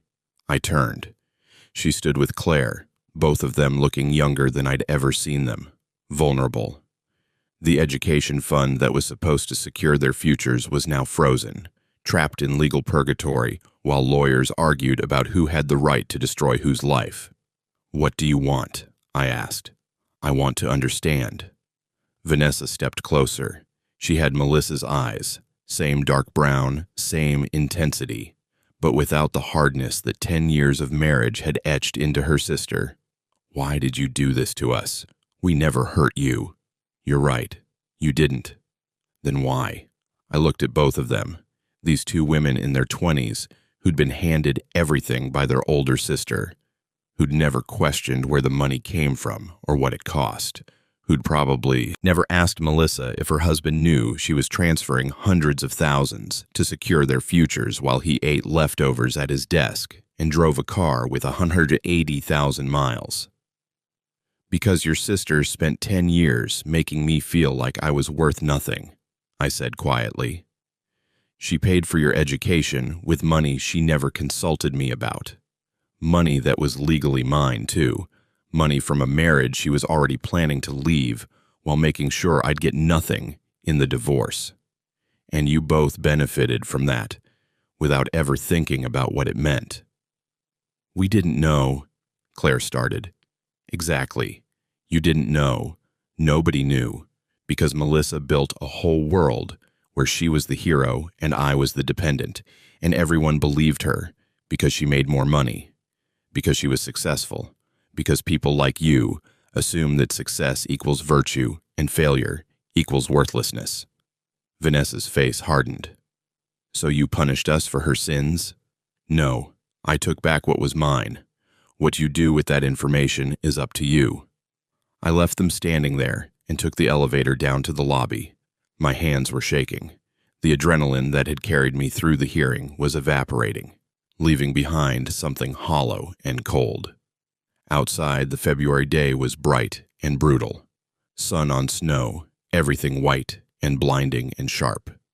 I sat in my car for a long time, just breathing, watching people move through the parking lot with their own crises, their own betrayals, their own reasons for visiting the courthouse on a Monday morning. My phone buzzed. I turned it back on after the hearing, and now the missed notifications flooded in like a dam breaking. 17 voicemails, 63 text messages, 47 emails. I scrolled through the texts. Most were from numbers I didn't recognize. Probably Melissa's friends, her colleagues, her entire social ecosystem mobilizing to tell me what a monster I was. I deleted them without reading, but one message stopped me. Unknown. Number. "This is Marcus. We should talk." I stared at the message for a full minute. The audacity of it. The sheer brass balls to contact me directly, as if we were 2 reasonable men who could sit down and discuss the situation over coffee, like adults. I typed back, "There's nothing to discuss." 3 dots appeared immediately. "Marcus, I think there is. I never wanted any of this to happen. Melissa and it just happened. You have to understand." I didn't read the rest. I blocked the number and threw my phone onto the passenger seat. If you've ever been contacted by the person who helped destroy your marriage, you know that rage. It's not hot. It's not explosive. It's ice cold and crystalline. The kind of anger that calculates and plans and waits for exactly the right moment to strike. Marcus would get his moment, just not today. I drove back to the Comfort Inn, my temporary home, my exile, my monastery of revenge. The housekeeping staff had made the bed and replaced the towels, erasing the evidence that someone was living here in limbo, suspended between the life I'd left and the life I hadn't yet built. I opened my laptop and pulled up therealmelissamorrison.com. The website sat there, unpublished, waiting. All the evidence, all the receipts, all the text messages and credit card statements and hotel bookings that painted a picture of who Melissa really was beneath the Instagram posts about authenticity and empowerment. Judge Bronson's ruling had given me leverage. The house transfer stood. That meant Melissa's parents were legally living in my property now. I could evict them. I could sell the house out from under them. I could do a lot of things that would cause maximum damage. But phase 2 wasn't about her parents. It was about exposure. I clicked through the website pages, reviewing what I'd built. The design was clean, professional, almost clinical in its presentation of facts.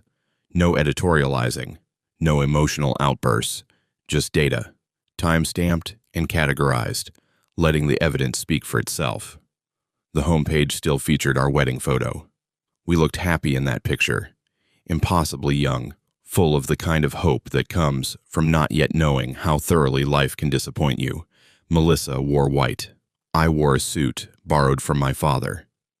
We were smiling like we'd won something. I hovered the cursor over the Publish button. One click. That's all it would take.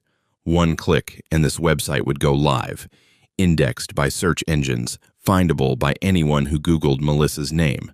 One click and her carefully curated public image, the empowered female executive, the supportive sister, the ethical leader, would shatter like glass. I didn't click, not yet. Because revenge, real revenge, requires timing. It requires waiting for the exact moment when the impact will be greatest, when the target is most vulnerable, when the destruction will be most complete.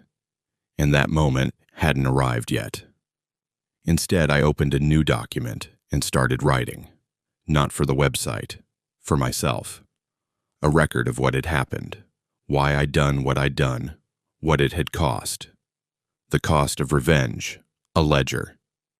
What I've lost, my marriage, already dead, but now officially dying. My reputation, villain to everyone who knew Melissa's version. My home, technically still mine, but I can't go back there. My peace of mind, what's left of it. The man I used to be, the one who trusted people. What I've gained, legal ownership of her parents' house, leverage in divorce proceedings. The satisfaction of watching her face when she realized I wasn't helpless.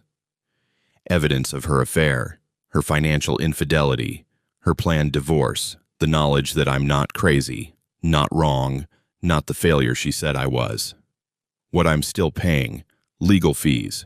Richard's retainer alone was $15,000. Hotel costs, $69 per night, adds up. The emotional toll of documenting betrayal, the weight of becoming someone I don't fully recognize, the certainty that there's no going back from this. I stared at the ledger. The gains and losses didn't balance. They never would. Revenge isn't about breaking even. It's about making sure the other person loses enough that you feel less alone in your own devastation. My phone rang. Richard. David, we have a problem. My stomach tightened. What kind of problem? Kincaid filed a motion for sanctions. He's claiming you committed perjury during testimony, that you withheld evidence, that your witness statements were fraudulent. It's bullshit, but it's aggressive bullshit. He's trying to intimidate you into settling. What do they want? Everything back. House transfer reversed. Education fund restored. Public apology. And they want you to pay their legal fees. I laughed. The sound was harsh, unpleasant. Tell them no. David, sanctions are serious. If the judge agrees, she won't. Everything I testified to was true. Every document I presented was authentic. Let them waste money trying to prove otherwise. Silence on Richard's end. Then, you're sure about this? Because once we refuse to settle, this becomes scorched earth. They'll come after everything. Your job, your finances. They'll subpoena your emails, your phone records, your bank statements. They'll try to destroy you. Let them try. I've been destroyed before. I survived. Okay. Richard's voice was careful. But David, be smart about what you do next. Don't give them ammunition. Don't contact Melissa or her family. Don't post anything on social media. Don't do anything that could be construed as harassment or intimidation. I looked at the website on my laptop screen. Define harassment. David, I'm asking legally. If I publish factual information, documented evidence of someone's actions, is that harassment? Long pause. It depends on the intent and the content. If it's truthful and you're not making threats or encouraging others to harm her, it's probably protected speech, but it's also the kind of thing that makes judges very unhappy with you. And right now, you need Judge Bronson to see you as the reasonable party. Understood. Do you understand? Because you sound like someone about to do something inadvisable. I understand that I have evidence of my wife's affair, her financial infidelity, and her plan to divorce me while maximizing her assets and minimizing mine. I understand that this evidence is factual and documented, and I understand that the truth is a defense against almost everything. The truth is a defense in court. In the court of public opinion, the truth just makes you look vindictive. I am vindictive. Richard sighed. Just think about what you're trying to accomplish here. You want the divorce to go in your favor. We can do that with the evidence we have. You want to hurt her? Publishing a revenge website will hurt you too. Everything you do now affects the final settlement. Everything. I closed the laptop. I'll think about it. Think hard. I'll call you tomorrow, after I respond to the sanctions motion. He hung up. I sat in the hotel room with the hum of the heating unit and the distant sound of the highway and the weight of decisions I hadn't made yet. That night, I did something I hadn't done in months. I called my father. He answered on the third ring. David. Hey, Dad. I've been trying to reach you. After what Gerald told me, I was worried. I'm fine. Are you? Because you just destroyed that girl's family. Her parents are losing their house. Her sisters are losing their education. Whatever she did to you, was it worth that? I closed my eyes. That girl, as you call her, spent 4 months planning to divorce me while making sure I'd get nothing. She had an affair funded by our joint account. She transferred $340,000 without telling me, and she called me a failure in front of 45 people. So yes, Dad, it was worth it. Silence. Then, when did you become this person? What person? Someone who hurts people to feel better about being hurt. The words landed like punches. I'm not hurting people to feel better. I'm making sure she understands what she did. Making sure there are consequences. And what are the consequences for you? You think this makes you look good? You think people are going to see your side of this?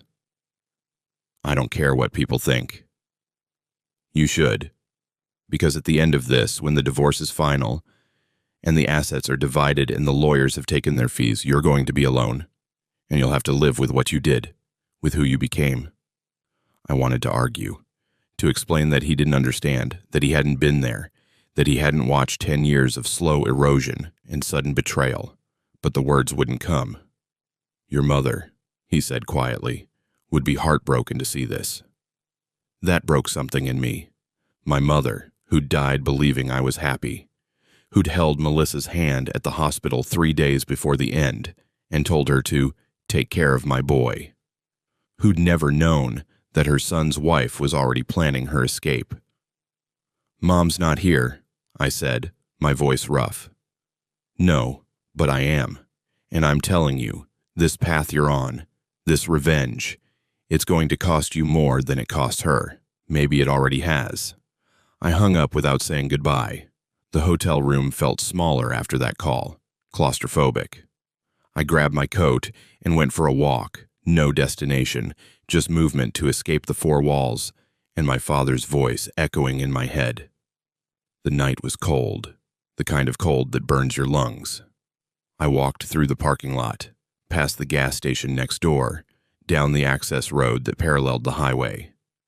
Cars rushed past, everyone going somewhere with purpose, with direction, while I wandered in circles trying to figure out if what I was doing was justice or just elaborate self-destruction. If you've ever questioned whether your revenge is worth it, you know this feeling. The certainty that kept you going starts to crack. The righteous anger that felt so pure, so justified, starts to feel like just another form of pain. And you wonder if maybe everyone else is right, if maybe you should just let it go, move on, be the bigger person. But then I remembered. I remembered standing at that table while 45 people laughed. I remembered the look on Melissa's face when she'd called me a failure.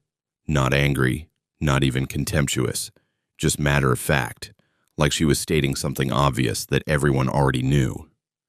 I remembered 10 years of being made to feel small, and I knew I couldn't stop. Not because I was right, not because what I was doing was noble or just or good, but because I needed her to know that failures could fight back. I returned to the hotel room, opened my laptop, and looked at the realmelissamorrison.com one more time. My cursor hovered over the Publish button. Judge Bronson had said we'd both lost more than we'd won. She was right, but I wasn't done losing yet, and neither was Melissa. I closed the laptop without clicking Publish. Not tonight, but soon. Phase 2 was coming. The world just didn't know it yet. Tuesday morning, I went back to work. Midstate Tech Solutions occupied the third floor of a generic office building in an industrial park, where every structure looked identical. Beige brick, tinted windows, landscaping maintained by people who didn't care. I'd worked here for 8 years, and I could count on one hand the number of times anyone had asked me a personal question. That anonymity, which had once felt like loneliness, now felt like mercy. I badged in at 7:52 a.m., 8 minutes before my shift started. The lobby smelled like industrial coffee and the particular staleness of recirculated air. Janet at the front desk looked up, did a double take, then quickly looked back at her computer screen. So they knew. I took the elevator to the third floor. The IT department was a bullpen of cubicles, each one identical to the next. Each one occupied by someone who'd learned that the best way to survive corporate America was to keep your head down and fix the problems you were assigned without asking why they existed. My cubicle was in the back corner, away from the windows, next to the server room that hummed 24 hours a day like a mechanical heart. I'd spent 8 years in this 6 by 6 foot space, surrounded by ticket printouts and cable organizers and a motivational poster someone from HR had distributed that read "Teamwork makes the dream work" over a stock photo of people in business casual high-fiving. I sat down, logged into my computer, opened my ticket queue, 47 new tickets since Friday. Karen from accounting needed her password reset. Someone in sales had spilled coffee on their laptop. The conference room projector wasn't working. The mundane emergencies of office life, each one treated by the requester as the most critical issue in human history. I started working through them methodically. Password reset, hardware replacement, projector cable replacement, one ticket after another, fixing problems that would just create new problems tomorrow, an endless cycle of technological entropy that gave my life structure if not meaning. David? I looked up. My supervisor, Martin Chen, no relation to Marcus, a fact I'd verified immediately upon learning Melissa's boyfriend's name, stood at the entrance to my cubicle. Martin was 56, had worked in IT since before it was called IT, and had the particular exhaustion of someone who'd watched technology evolve while his salary stayed frozen. Martin, hey, can we talk? Conference room.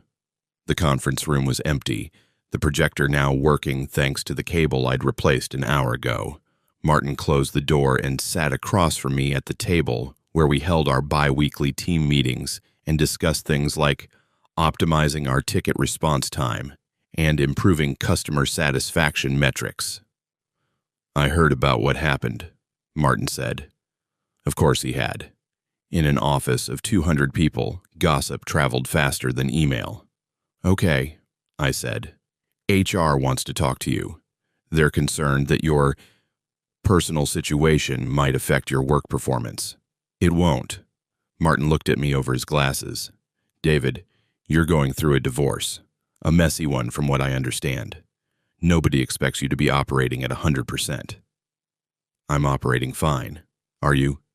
Because Janet told me you've been staying at the Comfort Inn, and your emergency contact, Melissa, called yesterday asking if we knew where you were." My jaw tightened. "She's no longer my emergency contact. I'll update the paperwork." "That's not the point. The point is you're dealing with something significant and we want to make sure you have support. We have an employee assistance program, counseling, resources." I almost laughed. The company that paid me $68,000 a year while demanding I be available for after-hours emergencies, that had given me exactly one raise in 8 years, that treated IT staff like interchangeable parts in a machine. That company wanted to make sure I had support. "I appreciate the concern," I said, keeping my voice level. "But I'm fine. My personal life won't affect my work." Martin studied me for a long moment. "Okay. But if that changes, you come talk to me. And David, HR needs to see you at 2 o'clock today. 3rd floor, Stephanie's office." "What for?" "They didn't say, but I'd guess it has something to do with a call they received from someone claiming you committed fraud." My stomach dropped. "Who called?" "I don't know, but HR takes allegations seriously, even when they're about personal matters. Just be prepared." He left. I sat in the conference room for 5 minutes, staring at the whiteboard that still had notes from last week's meeting about migrating to a new ticketing system. Someone had drawn a smiley face in the corner. The optimism felt like a relic from another era. At 2 p.m., I reported to Stephanie Reeves's office. Stephanie was the head of HR, a woman in her early 40s who'd perfected the art of seeming sympathetic while protecting the company's interests above all else. Her office was decorated with photos of her family, husband, 2 kids, a golden retriever, and motivational quotes in frames that read things like, "Be the change you wish to see," and "Success is a journey, not a destination." She gestured for me to sit. "David, thank you for coming. I'll get right to the point. We received a call yesterday from an attorney representing someone you know. They made some serious allegations about your conduct." "What kind of allegations?" "Fraud, identity theft, financial crimes." She folded her hands on her desk. "Now, I understand these are related to your personal life, not your work. But Midstate Tech Solutions has a code of conduct that applies to our employees both on and off the clock. If you've engaged in illegal activity," "I haven't." "Then you won't mind if we conduct a brief internal review. We'd need to look at your work computer, your email, your internet usage history, just to ensure company resources weren't used for any improper purposes." The request was phrased as a question, but we both knew it wasn't. They were going to search my digital footprint whether I minded or not. "Go ahead," I said. "You won't find anything." Because I'd been careful. I'd used my personal laptop for everything related to documenting Melissa's affair, planning the document signings, researching property law. My work computer was clean, just tickets and password resets and the occasional personal email about meeting someone for lunch. "We'll also need you to take a few days of paid leave while we sort this out, just until we can verify there's no conflict of interest or liability for the company." "You're suspending me?" "We're giving you paid time off while we investigate. It's standard procedure when allegations are made." She smiled in that way HR people do when they're delivering bad news. "Think of it as a chance to focus on your personal situation without work stress." I stood up. "When do you need me to leave?" "End of day today. We'll be in touch within 72 hours. I walked back to my cubicle in a daze. They were going to search my work computer. They were going to read my emails, review my browsing history, look at every file I'd created or modified in the past year. They weren't going to find evidence of fraud, because there wasn't any, but they'd find something else.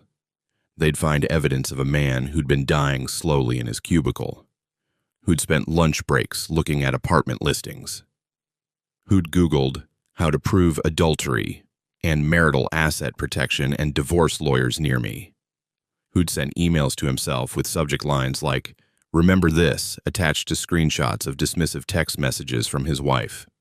They'd find the digital breadcrumbs of deterioration.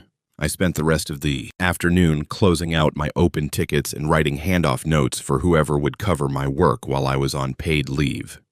At 4:47 p.m., I cleared my desk of personal items, a coffee mug my mother had given me, a small plant that had somehow survived 8 years of fluorescent lighting, a stress ball shaped like a brain that someone had distributed at a team-building event.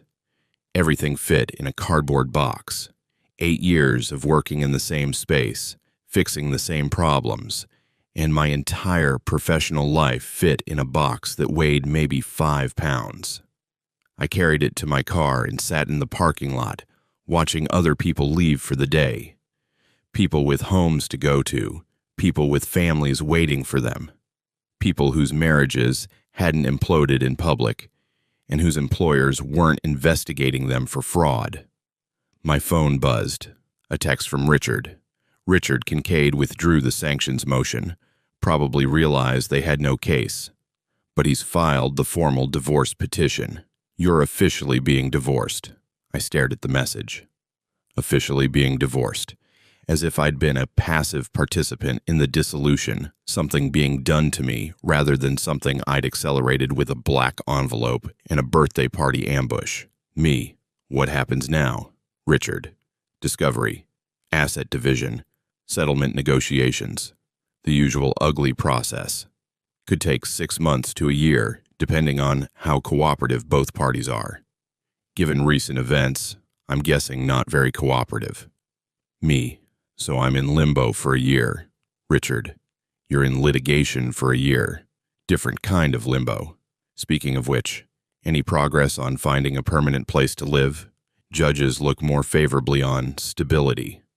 I looked at the Comfort Inn across the highway, the place I'd been calling home for almost a week, the place where I'd planned revenge and questioned revenge and built a website I hadn't published yet. Me, working on it. Richard, work faster. And David, stay out of trouble. No contact with Melissa or her family. No social media posts. No website launches. Whatever you're thinking about doing, don't. He was right, of course. Every rational part of my brain knew he was right. But revenge isn't rational. I drove to an apartment complex I'd found online. Meadowbrook Commons, a name that evoked pastoral tranquility despite being sandwiched between a strip mall and a car dealership. The leasing office smelled like vanilla air freshener and new carpet. The agent, a cheerful woman named Tanya, who looked fresh out of college, showed me a one-bedroom unit on the second floor. It was small, maybe 700 square feet, with beige carpet and white walls and appliances that were functional but not impressive. The bedroom barely fit a queen bed. The living room had space for a couch and maybe a TV stand. It was nothing like the house in Westridge Heights with its granite countertops and custom tile and the walk-in closet, bigger than this entire bedroom. It was perfect. "I'll take it," I said. Tanya blinked. "Don't you want to see the other units? We have some with better views, or there's a corner unit that gets more natural light. This one is fine. When can I move in?" "Well, we'll need to run a credit check, verify employment, check references. Usually takes 3 to 5 business days. I can pay 6 months up front. Cash." That got her attention. "Let me talk to my manager." 20 minutes later, I'd signed a lease and written a check for $12,000. First month, last month, security deposit, and 4 months prepaid. Money from the joint account that was technically still partially mine until the divorce was finalized. Money I'd earned. Money I had a right to use. Money that would probably show up in discovery and be used as evidence of me hiding assets or dissipating marital funds. I didn't care. I had an address, a place to go that wasn't a hotel room, a space that would be mine and only mine, where I wouldn't have to sleep on sheets that hundreds of strangers had slept on, where I could close a door and know that the only ghosts inside were the ones I'd brought with me. Move-in date was Friday. 3 days. I drove back to the Comfort Inn and sat in the parking lot for a long time, watching the sun set behind the gas station. The sky turned orange, then pink, then purple, then black. Like a bruise, healing in reverse. My phone rang. Unknown number. I almost didn't answer, but something made me pick up. David Harrison. Yes? This is Detective Sarah Chen. We spoke briefly. Well, you received my voicemail last week. I'm calling about the fraud report filed by Melissa Morrison. Do you have time to talk? My heart rate spiked. Should I have a lawyer present? This is just a preliminary conversation. You're not under arrest. I'm trying to establish the facts. But if you prefer to have counsel present, that's certainly your right. I thought about Richard's fees, about how many more billable hours this would cost, about whether talking to the police without a lawyer was the stupidest thing I could do or just the most efficient. What do you want to know? I asked. Mrs. Morrison claims you forged her signature on property transfer documents. Is that accurate? No. She signed the documents herself. I have video evidence. Pause. You have video of her signing? Yes, recorded on my phone, time-stamped, geotagged, showing her face, showing her hand moving across the paper, showing the dates she wrote. I can send it to you if needed. Another pause, longer this time. And did you tell her what she was signing? I told her they were refinancing documents, but they weren't. No. So you intentionally misrepresented the nature of the documents. I presented documents to my wife, who signed them without reading them. That's not forgery. That's negligence on her part. Mr. Harrison, I'm not trying to trap you. I'm trying to understand what happened. From Mrs. Morrison's perspective, you tricked her into signing away her family's assets. From your perspective, what? She deserved it? From my perspective, I said carefully, my wife was having an affair funded by our joint account. She transferred hundreds of thousands of dollars to her family without my knowledge or consent. She was planning to divorce me while consulting with an attorney about how to maximize her assets and minimize mine. So yes, when I discovered all of this, I took legal action to protect myself by tricking her into signing documents, by having her sign documents that were legally valid and properly notarized. The notary admitted she backdated the notarization. The notary stamped documents that had valid signatures. Whether she did it the same day or 3 days later doesn't change the validity of the signatures themselves. Detective Chen sighed. Mr. Harrison, I've been doing this job for 12 years.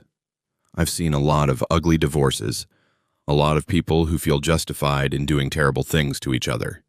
And I'll tell you what I tell everyone. The law isn't about who deserves what. It's about what's legal and what isn't. You're walking a very fine line. Am I being charged with anything? Not at this time. But I'm going to review the evidence, talk to witnesses, and submit my findings to the district attorney's office. They'll decide whether to pursue charges. And if they do, then you'll be arrested, charged, and you'll have your day in court. But between you and me, get a lawyer, a good one, because even if you don't get charged criminally, this is going to follow you. And the distinction between legally clever and actually illegal is a lot thinner than most people think. She hung up. I sat in my car feeling the walls closing in. HR investigating, police investigating, Kincaid filing motions, Richard racking up billable hours, my father disappointed, my wife destroyed but fighting back, and in the middle of it all, me, sitting in a Comfort Inn parking lot with a laptop full of evidence and a website that could make everything so much worse. Or so much better, depending on your definition of better. I went inside, opened my laptop, and looked at the real melissamorrison.com one more time.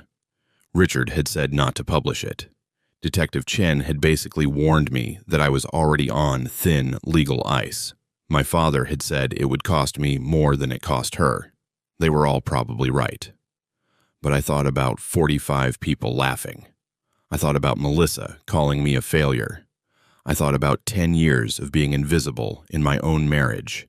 And I thought, what's one more thing to lose? My cursor hovered over the publish button. Outside, it started to rain.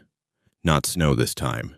Just cold February rain that turned the parking lot into a mirror reflecting neon signs and streetlights in the empty sky. I clicked. The website went live. Phase 2 had begun. The website went live at 11:47 p.m. on Tuesday night. By Wednesday morning, it had been viewed 1,247 times.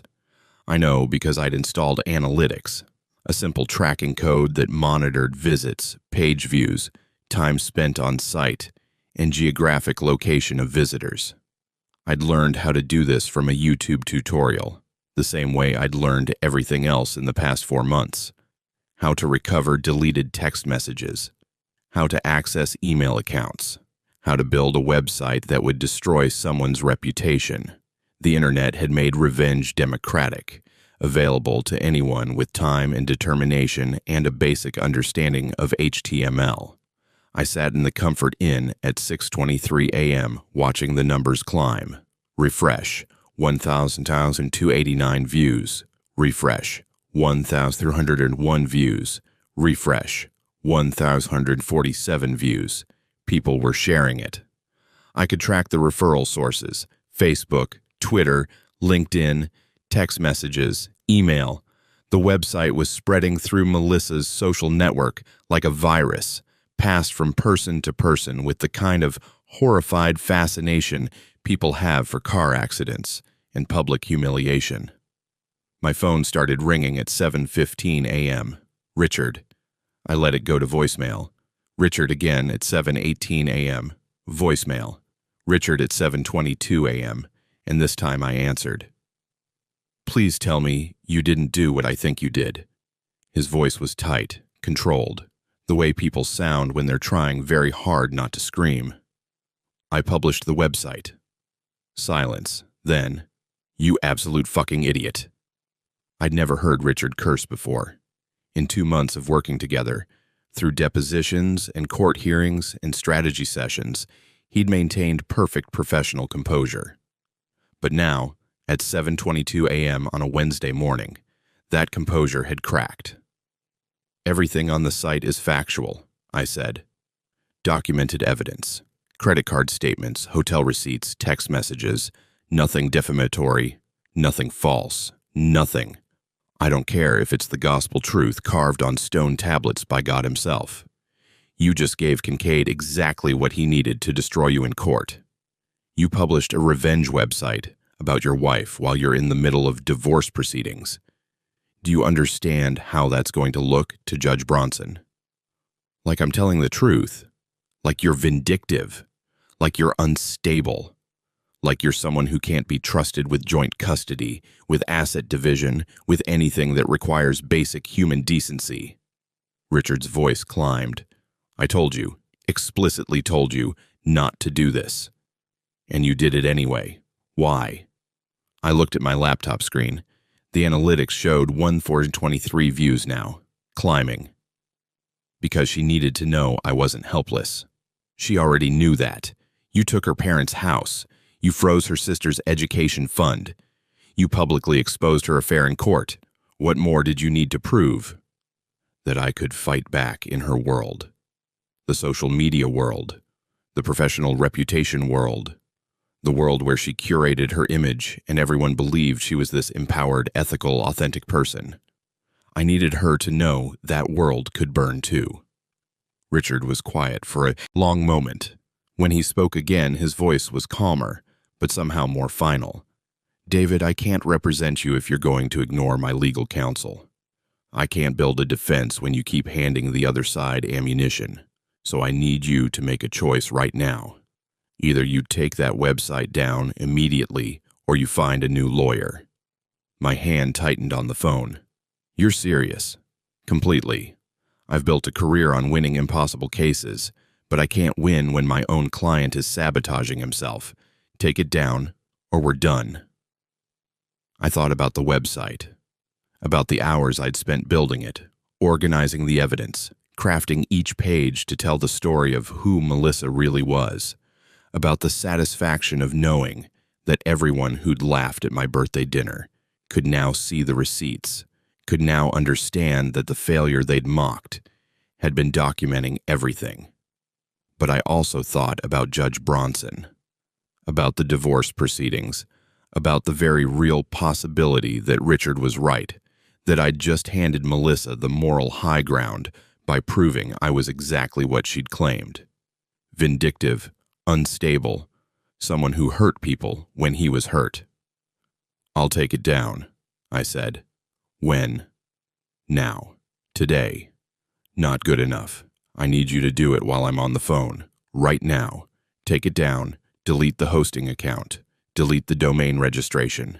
Erase it. I pulled up the hosting control panel. My cursor hovered over the delete site button. 1,089 views. Almost 1,500 people had seen it. 1,500 people now knew the truth about Melissa Morrison. Was that enough? Would it ever be enough? I clicked delete. The website disappeared. The real MelissaMorrison.com now showed a generic error page. This site can't be reached. It's down, I said. Confirm that you've deleted the hosting account. I navigated through the screens, clicking the buttons that would erase everything I'd built. Done. And the domain registration? Richard, that takes time. I have to wait for the... I don't care what it takes. I want that domain transferred, sold, or allowed to expire. I want no connection between you and that website, understood? Understood. He exhaled slowly. Okay. Now we need damage control. Kincaid is going to file an emergency motion based on this. He's going to argue that you're harassing his client, that you're unstable, that you're violating her privacy. We need to get ahead of it. How? You're going to write a statement, an apology, expressing regret for publishing the website, acknowledging it was inappropriate, committing to focus on resolving the divorce through proper legal channels. I'll review it, and we'll submit it to the court proactively. An apology? The word tasted like ashes. You want me to apologize for telling the truth? I want you to apologize for the method, not the content. There's a difference. You can regret publishing a website while still maintaining that the information was factual. But yes, David, you're going to apologize, because the alternative is Judge Bronson deciding you're too toxic to deserve a fair settlement. I closed my eyes. Fine, I'll write it. Send it to me by noon. And David, no more surprises, no more revenge plots, no more anything without consulting me first. You're on your last strike. He hung up. I sat in the hotel room feeling hollowed out. The website was gone. Erased. 1,500 people had seen it, but now it was just a memory, a ghost in the internet's vast graveyard of deleted content. But here's the thing about the internet. Nothing ever really disappears. By Wednesday afternoon, screenshots of the website had spread across social media. I discovered this when my phone started receiving notifications from people I barely knew, former colleagues from Mid-State Tech Solutions, acquaintances from college I hadn't spoken to in a decade, random friends of friends who'd somehow gotten pulled into the orbit of my collapsing marriage. Everyone had seen the screenshots. Someone, probably multiple someones, had archived the website before I'd taken it down. They'd captured every page, every document, every piece of evidence I'd meticulously organized. And now those screenshots were circulating like currency, passed from phone to phone, posted and reposted, living forever in the screenshots folder of hundreds of devices. The truth about Melissa Morrison had escaped containment. I should have felt vindicated. This was what I'd wanted, wasn't it? Exposure. Everyone seeing who she really was beneath the Instagram posts and LinkedIn articles about authentic leadership. Instead, I felt sick, because the screenshots were only half the story. People were sharing them with commentary, adding their own interpretations, turning my documented evidence into entertainment, turning my marriage into a cautionary tale they could consume during their lunch breaks and forget about by dinner. OMG, did you see this website about that woman who cheated on her husband? He exposed everything. This is what happens when you mess with the wrong person. He took her parents' house. Both of them are toxic. Imagine airing your divorce on the internet like this. I know her. She works at Morrison & Associates. She always seemed so put together. You never know what's happening behind closed doors. The comments multiplied. Strangers who knew nothing about me, nothing about Melissa, nothing about 10 years of slow erosion and sudden betrayal. They all had opinions. They all had judgments. And the worst part? Some of them were defending Melissa. Yeah, she cheated, but he tricked her into signing legal documents. That's fraud. He's not a hero, he's a criminal. He seems obsessed with money. She made more than him, and he couldn't handle it. Classic male ego. Publishing someone's private information like this is abuse. I don't care what she did, he's worse. I turned off my phone at 2:47 p.m. and drove to my new apartment. Meadowbrook Commons looked different in daylight, less hopeful. The beige siding was actually more gray than beige, and the meadow the complex was named for was just a strip of grass between buildings where someone had planted a few struggling shrubs. But it was mine, or would be, as of Friday. I sat in the parking lot and wrote the apology Richard had demanded. Statement regarding recent online activity. I, David Harrison, deeply regret my decision to publish a website containing private information about my wife, Melissa Morrison. This action was inappropriate and reflected poor judgment during an emotionally difficult time. While I maintain that the information presented was factual and documented, the method of disclosure was wrong. I have removed the website and deleted all associated materials. Moving forward, I am committed to resolving our divorce through proper legal channels and respecting the privacy of all parties involved. I apologize to Melissa, to her family, and to everyone affected by my actions. I take full responsibility for this lapse in judgment. Sincerely, David Harrison. I read it 3 times. Each time it felt more like surrender than apology. But Richard was right. I was out of strikes, out of moves, out of the luxury of righteous anger. I sent it to Richard at 4:15 p.m. He responded 11 minutes later. Good. I'll submit it to the court tomorrow morning. In the meantime, radio silence.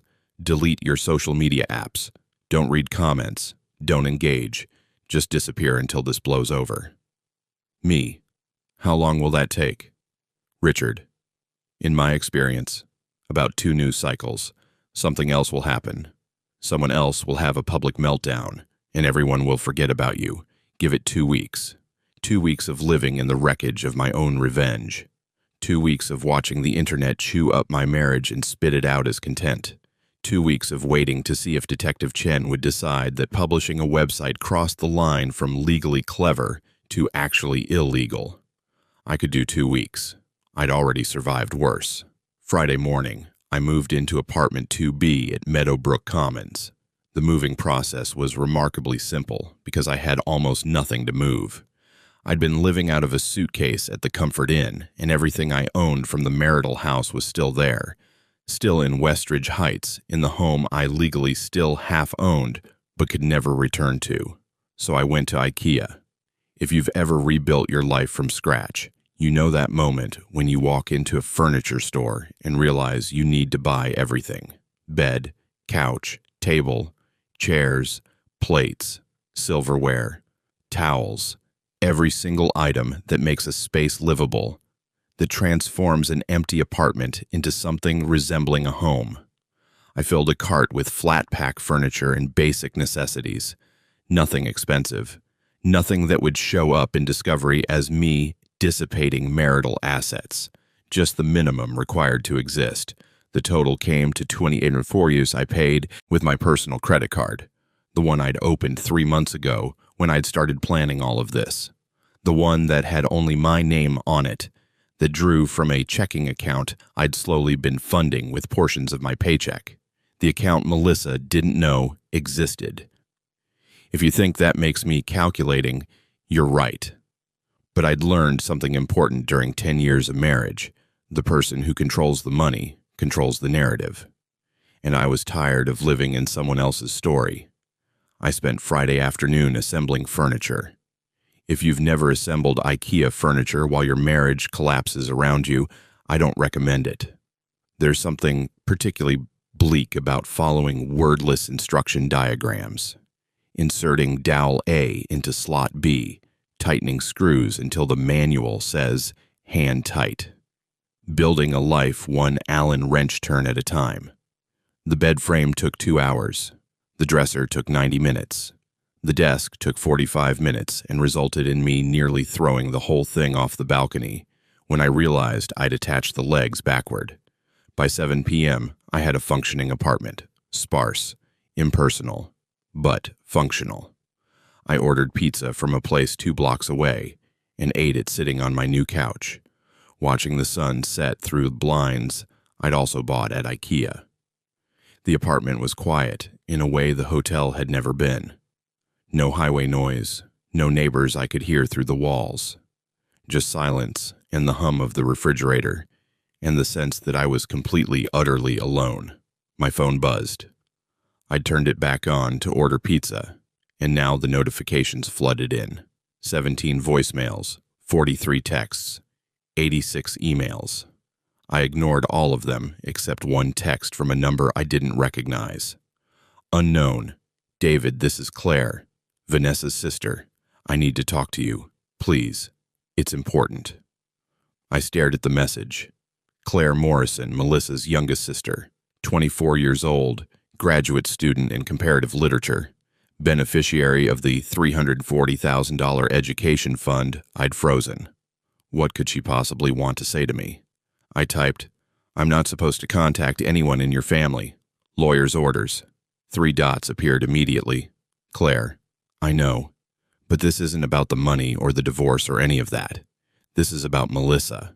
There's something you need to know, something she never told you. My heart rate picked up. What kind of something? Claire, not over text. Can we meet? Somewhere public? I promise I'm not trying to ambush you or record you or anything. I think you deserve to know the truth. The whole truth. I should have said no. Should have blocked the number, deleted the message, followed Richard's instructions to have 0 contact with anyone connected to Melissa. But Claire had said 6 words that I couldn't ignore. The whole truth. What if there was more? What if the affair, the financial infidelity, the planned divorce, what if all of that was just the surface? Me, tomorrow, 10 a.m., the coffee shop on Brennan Street, the one with the blue awning. Claire, I'll be there. And David, thank you for giving me a chance to explain. I set the phone down and looked around my empty apartment, the furniture I'd assembled, the life I was trying to build from the ruins of the one I'd destroyed. Somewhere across town, Melissa was probably sitting in her house, surrounded by the granite countertops and custom tile and all the evidence of a life we'd built together. Probably on the phone with Kincaid, strategizing. Probably with Marcus, being comforted. Probably thinking I'd lost. But tomorrow, I'd meet with Claire. And maybe, just maybe, I'd discover that the war wasn't over yet. That there were still moves to make. Still truths to uncover, still ways to prove that the failure everyone had laughed at knew how to fight back. I finished my pizza, threw away the box, and climbed into my new bed. The mattress was firm, the sheet smelled like plastic packaging, and the pillow was too flat. But it was mine, and tomorrow I'd find out what Melissa had been hiding. The thought kept me awake until well past midnight, staring at the ceiling of my new life, wondering what secrets were still waiting to be uncovered, wondering if I really wanted to know, wondering if I had any choice but to find out. The coffee shop on Brennan Street opened at 7 a.m., but I arrived at 6:45, watching through the window as the barista unlocked the door and flipped the sign from closed to open. I was the first customer, ordering a black coffee I didn't want, but needed something to do with my hands. The shop was called Grounds, which I appreciated for its lack of pretension. No French names, no artisanal anything, just coffee and pastries and wooden tables scarred by years of laptop work and difficult conversations. I chose a table near the back, facing the door. If you've ever waited for someone to deliver information that might change everything, you know that paranoia. You want to see them coming. You want the option to leave if it's a trap. At 9:52 a.m., Claire Morrison walked in. She looked different than I remembered from the courthouse. Smaller somehow, younger, wearing jeans and an oversized sweater that made her look like the graduate student she was rather than the sister of the woman who'd destroyed my life. Her hair was pulled back in a messy bun and she wasn't wearing makeup. She looked exhausted. She saw me and walked over, clutching her own coffee like a lifeline. "David, thank you for meeting me. You said you had information about Melissa." She sat down across from me and was quiet for a long moment, staring into her coffee cup like it held answers. When she finally spoke, her voice was barely above a whisper. "I need to tell you something that happened 12 years ago, before you met my sister, before any of this started."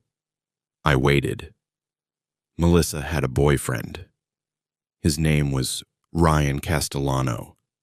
The name hit me like a fist. Castellano, like my lawyer Richard Castellano, his nephew.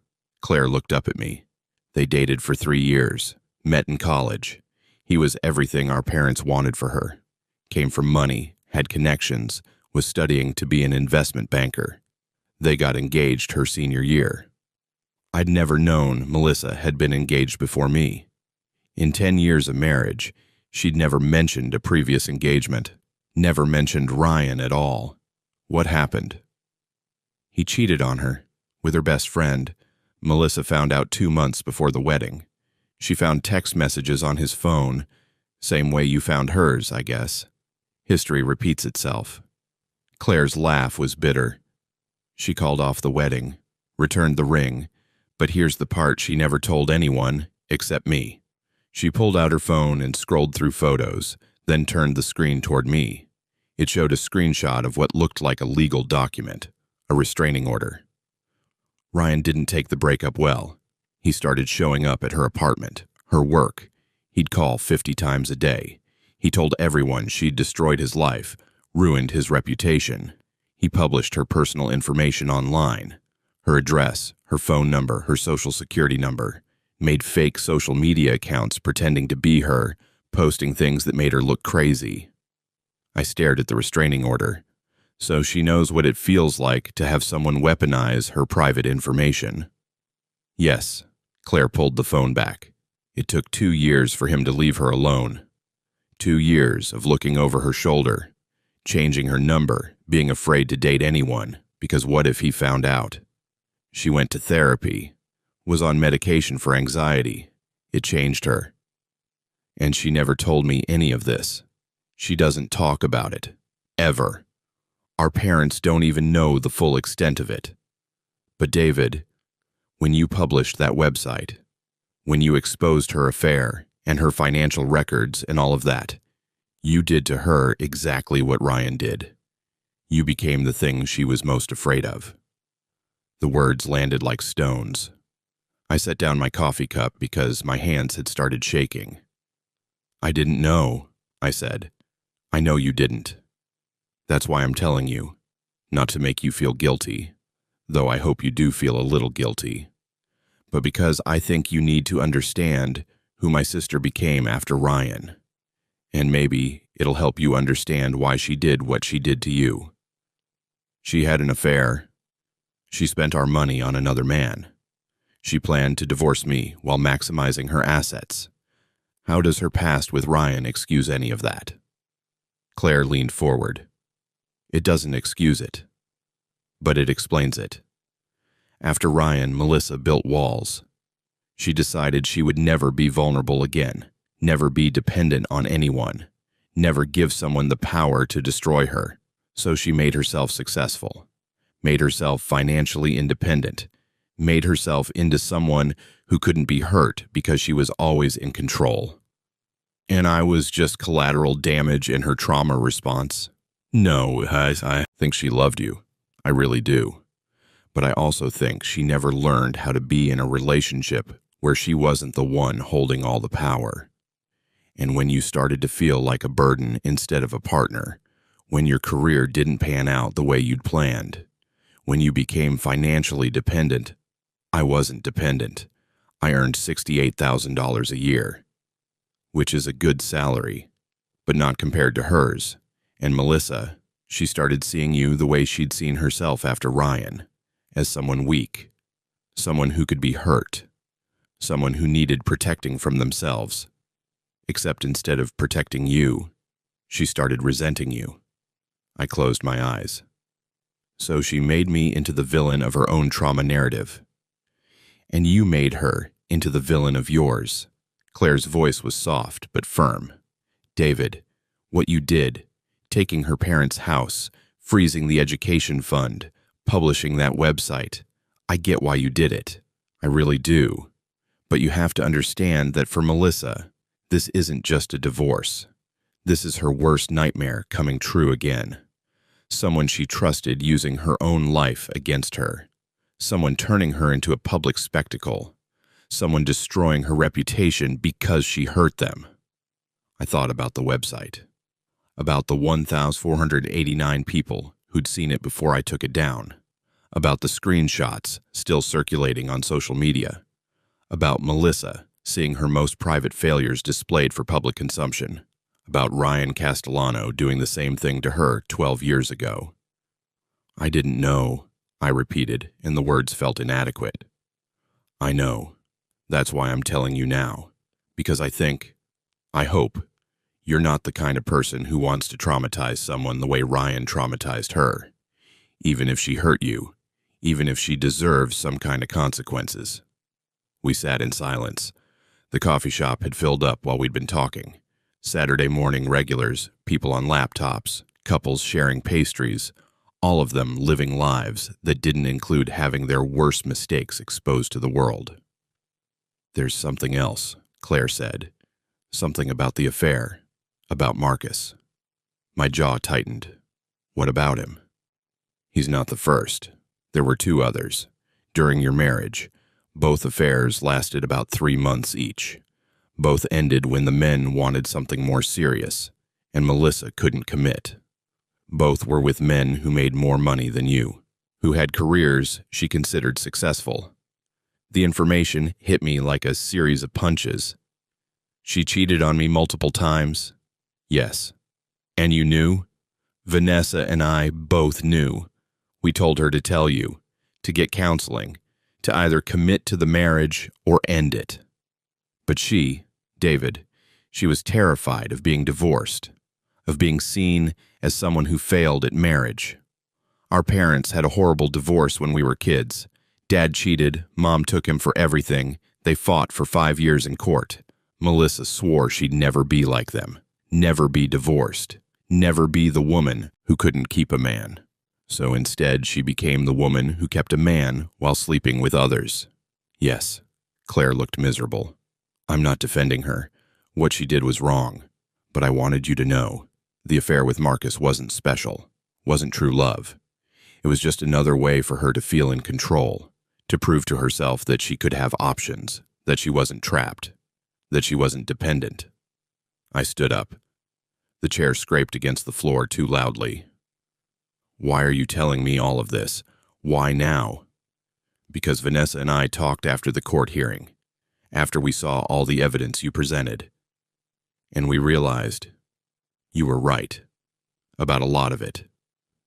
Melissa did transfer that money without telling you. She did plan the divorce while structuring assets. She did humiliate you in public. And none of us stood up for you because we drunk her Kool-Aid. We believed her version of events, that you were the failure, that she was the victim. Claire stood too. But then you published that website, and I saw what you did to her, and I remembered what Ryan did to her, and I realized you're both doing the same thing. You're both hurt, people hurting each other. And someone needs to stop the cycle before it destroys both of you completely. What do you want from me? I want you to consider taking a settlement, agreeing to terms, ending this before it gets worse. Because right now, you've taken her parents' house and she's trying to get you arrested for fraud. You've exposed her affair and she's probably planning something equally devastating in return. This is going to escalate until you've both lost everything that matters. She already took everything that mattered. She took 10 years of my life. No, she took 10 years of a marriage that was dying anyway. But if you keep fighting like this, you'll lose more than time. You'll lose who you are. You'll become someone who's defined by revenge instead of recovery. Someone who can't move forward because you're too busy looking back. She pulled out a folded piece of paper from her pocket and slid it across the table. I wrote down everything I just told you, about Ryan, about the other affairs, about Melissa's past. I know your lawyer might want proof, might want documentation. I don't have text messages or emails, but I have my word. And if you need me to testify or give a statement or whatever, I will, because I love my sister, but I also believe in telling the truth. I took the paper. Why would you do this? Testify against your own sister? Because she needs help. Real help, not lawyers or money or another affair. She needs therapy. She needs to deal with her trauma from Ryan instead of perpetuating it. And maybe if she hits rock bottom in this divorce, she'll finally get the help she needs. Maybe you both will. Claire picked up her coffee cup. I have to go.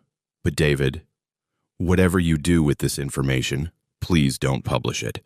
Don't turn it into another website or another public humiliation. Use it if you need to in court. Use it to protect yourself legally. But don't make her relive Ryan all over again, even if you think she deserves it. She left. I watched her walk out of the coffee shop and disappear down Brennan Street. This woman who'd just detonated everything I thought I knew about my marriage. I unfolded the paper she'd given me. It was written in careful handwriting, organized chronologically. Timeline of Melissa's trauma and behaviors, 2013.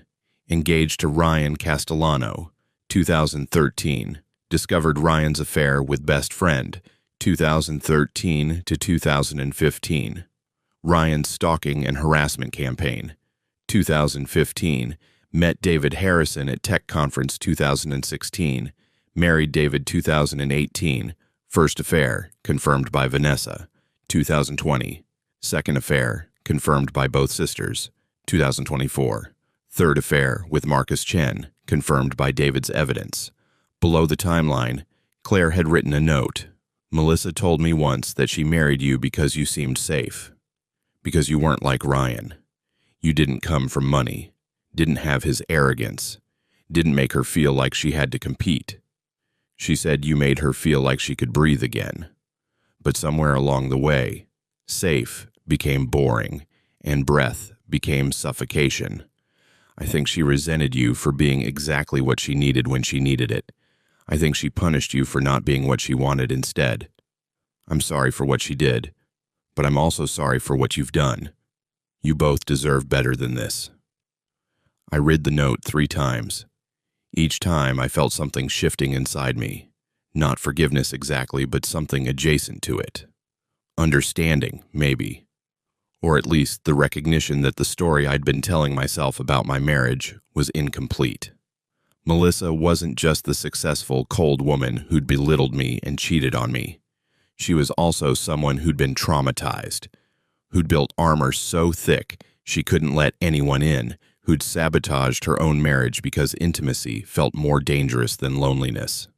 And I wasn't just the wronged husband, the victim, the failure who'd fought back. I was also someone who'd weaponized her trauma without knowing it. Someone who'd done to her what her ex-fiancé had done 12 years ago. Someone who'd become the villain of someone else's story while trying to escape being the villain of my own. I folded the paper and put it in my pocket. Then I pulled out my phone and called Richard. He answered on the second ring.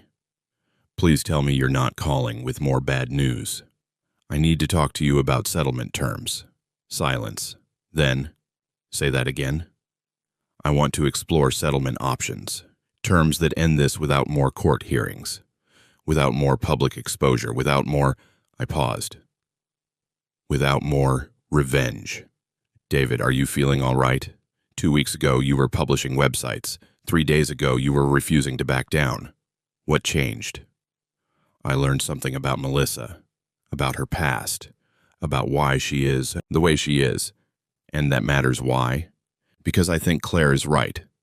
I think if we keep fighting like this, we'll both lose more than we'll gain. And I'm tired, Richard. I'm so fucking tired of being angry, of documenting evidence, of living in a hotel room and then an empty apartment and planning my next move like this is a war. It is a war. Then I want a ceasefire. Richard was quiet for a long moment. Okay, I'll reach out to Kincaid, see what terms they'd accept. But David, you're giving up leverage. The house transfer, the education fund, all of it. You're walking away from the upper hand. Maybe, or maybe I'm walking toward something better than winning. And what's that? I looked around the coffee shop, at the people living their lives, at the barista making lattes, at the sunlight coming through the windows, illuminating dust motes that floated like tiny planets in their own orbits. Peace, I said. I'm walking toward peace. I spent the rest of Saturday in my apartment, not assembling furniture or organizing my new life, but sitting on the couch thinking about the past 12 years. About Ryan Castellano, who'd broken Melissa in ways I'd never known about. About Melissa, who'd married me as a refuge and then resented me for being a safe harbor instead of an adventure. About the 3 affairs I'd known nothing about until today. About myself, the man who'd been so invisible in his own marriage that his wife had cheated 3 separate times, and he'd only noticed the 3rd. If you've ever looked back at your life and realized you missed all the signs, you know this particular shame. The way it rewrites every memory. The way it makes you question whether you were willfully blind or just genuinely oblivious. I pulled out my laptop and opened the folder labeled Phase 2. Inside were all the contingency plans I'd built, the backup evidence, the additional websites I could launch, the nuclear options I'd prepared in case Melissa fought back harder than expected. I selected the entire folder and dragged it to the trash. Then I emptied the trash. The evidence still existed, on hard drives, in cloud storage, in the documents I'd already submitted to court. But the weapons I'd built to deploy it were gone, deleted, erased. Just like the website. Just like the version of myself who'd thought revenge would make me whole. My phone buzzed. A text from Richard. Richard. Spoke with Kincaid. He's open to settlement talks. Wants to meet Tuesday, says Melissa is exhausted too, says she just wants it over. Me. What are her terms? Richard. Preliminary. She keeps the marital house. You keep your retirement accounts. Education fund gets split. Half restored to her control, half to you as compensation for non-consented transfer. Her parents' house reverts to their ownership, but you get equivalent value as offset against other assets. No spousal support either way. Clean break. I read the terms twice. They were fair, more than fair. Considering what I'd done, me. Tell him I agree in principle. Let's formalize it. Richard, you're sure? You could probably get more if we fought. Me, I'm sure. Richard, okay. I'll draft the settlement agreement. Should have it ready by Monday. I set the phone down and looked around my apartment. The IKEA furniture I'd assembled. The empty walls waiting for pictures I didn't have. The kitchen with 1 plate, 1 bowl, 1 fork, 1 knife. This was my life now. Simplified, reduced, started over from scratch. And maybe, just maybe, that was exactly what I needed. Not revenge, not victory, just the space to become someone new, someone who wasn't defined by what Melissa had done to me or what I'd done to her. Someone who could look at the wreckage of his marriage and choose to build something different instead of burning down what remained. Outside, the sun was setting. The apartment filled with orange light that turned everything golden, that made even the cheap furniture look warm and hopeful. I had one more call to make. I dialed Detective Chen's number. She answered on the fourth ring. "Mr. Harrison, I was going to call you Monday. I wanted to reach out first, to let you know I'm cooperating fully with any investigation, and to inform you that I've agreed to settlement terms with my wife. We're ending the divorce proceedings amicably." "That's unexpected. Does this settlement include you admitting to any wrongdoing?" "No, but it does include me acknowledging that some of my methods were inappropriate. I've deleted the website. I've ceased all contact with my wife's family except through legal channels. I'm committed to resolving this the right way." Detective Chen was quiet. "Mr. Harrison, I've reviewed all the evidence, the signatures, the notarization, the witness statements. Technically, you're right that the signatures were valid. But the deception, the misrepresentation of what your wife was signing, that's a gray area, a very gray area." "I understand.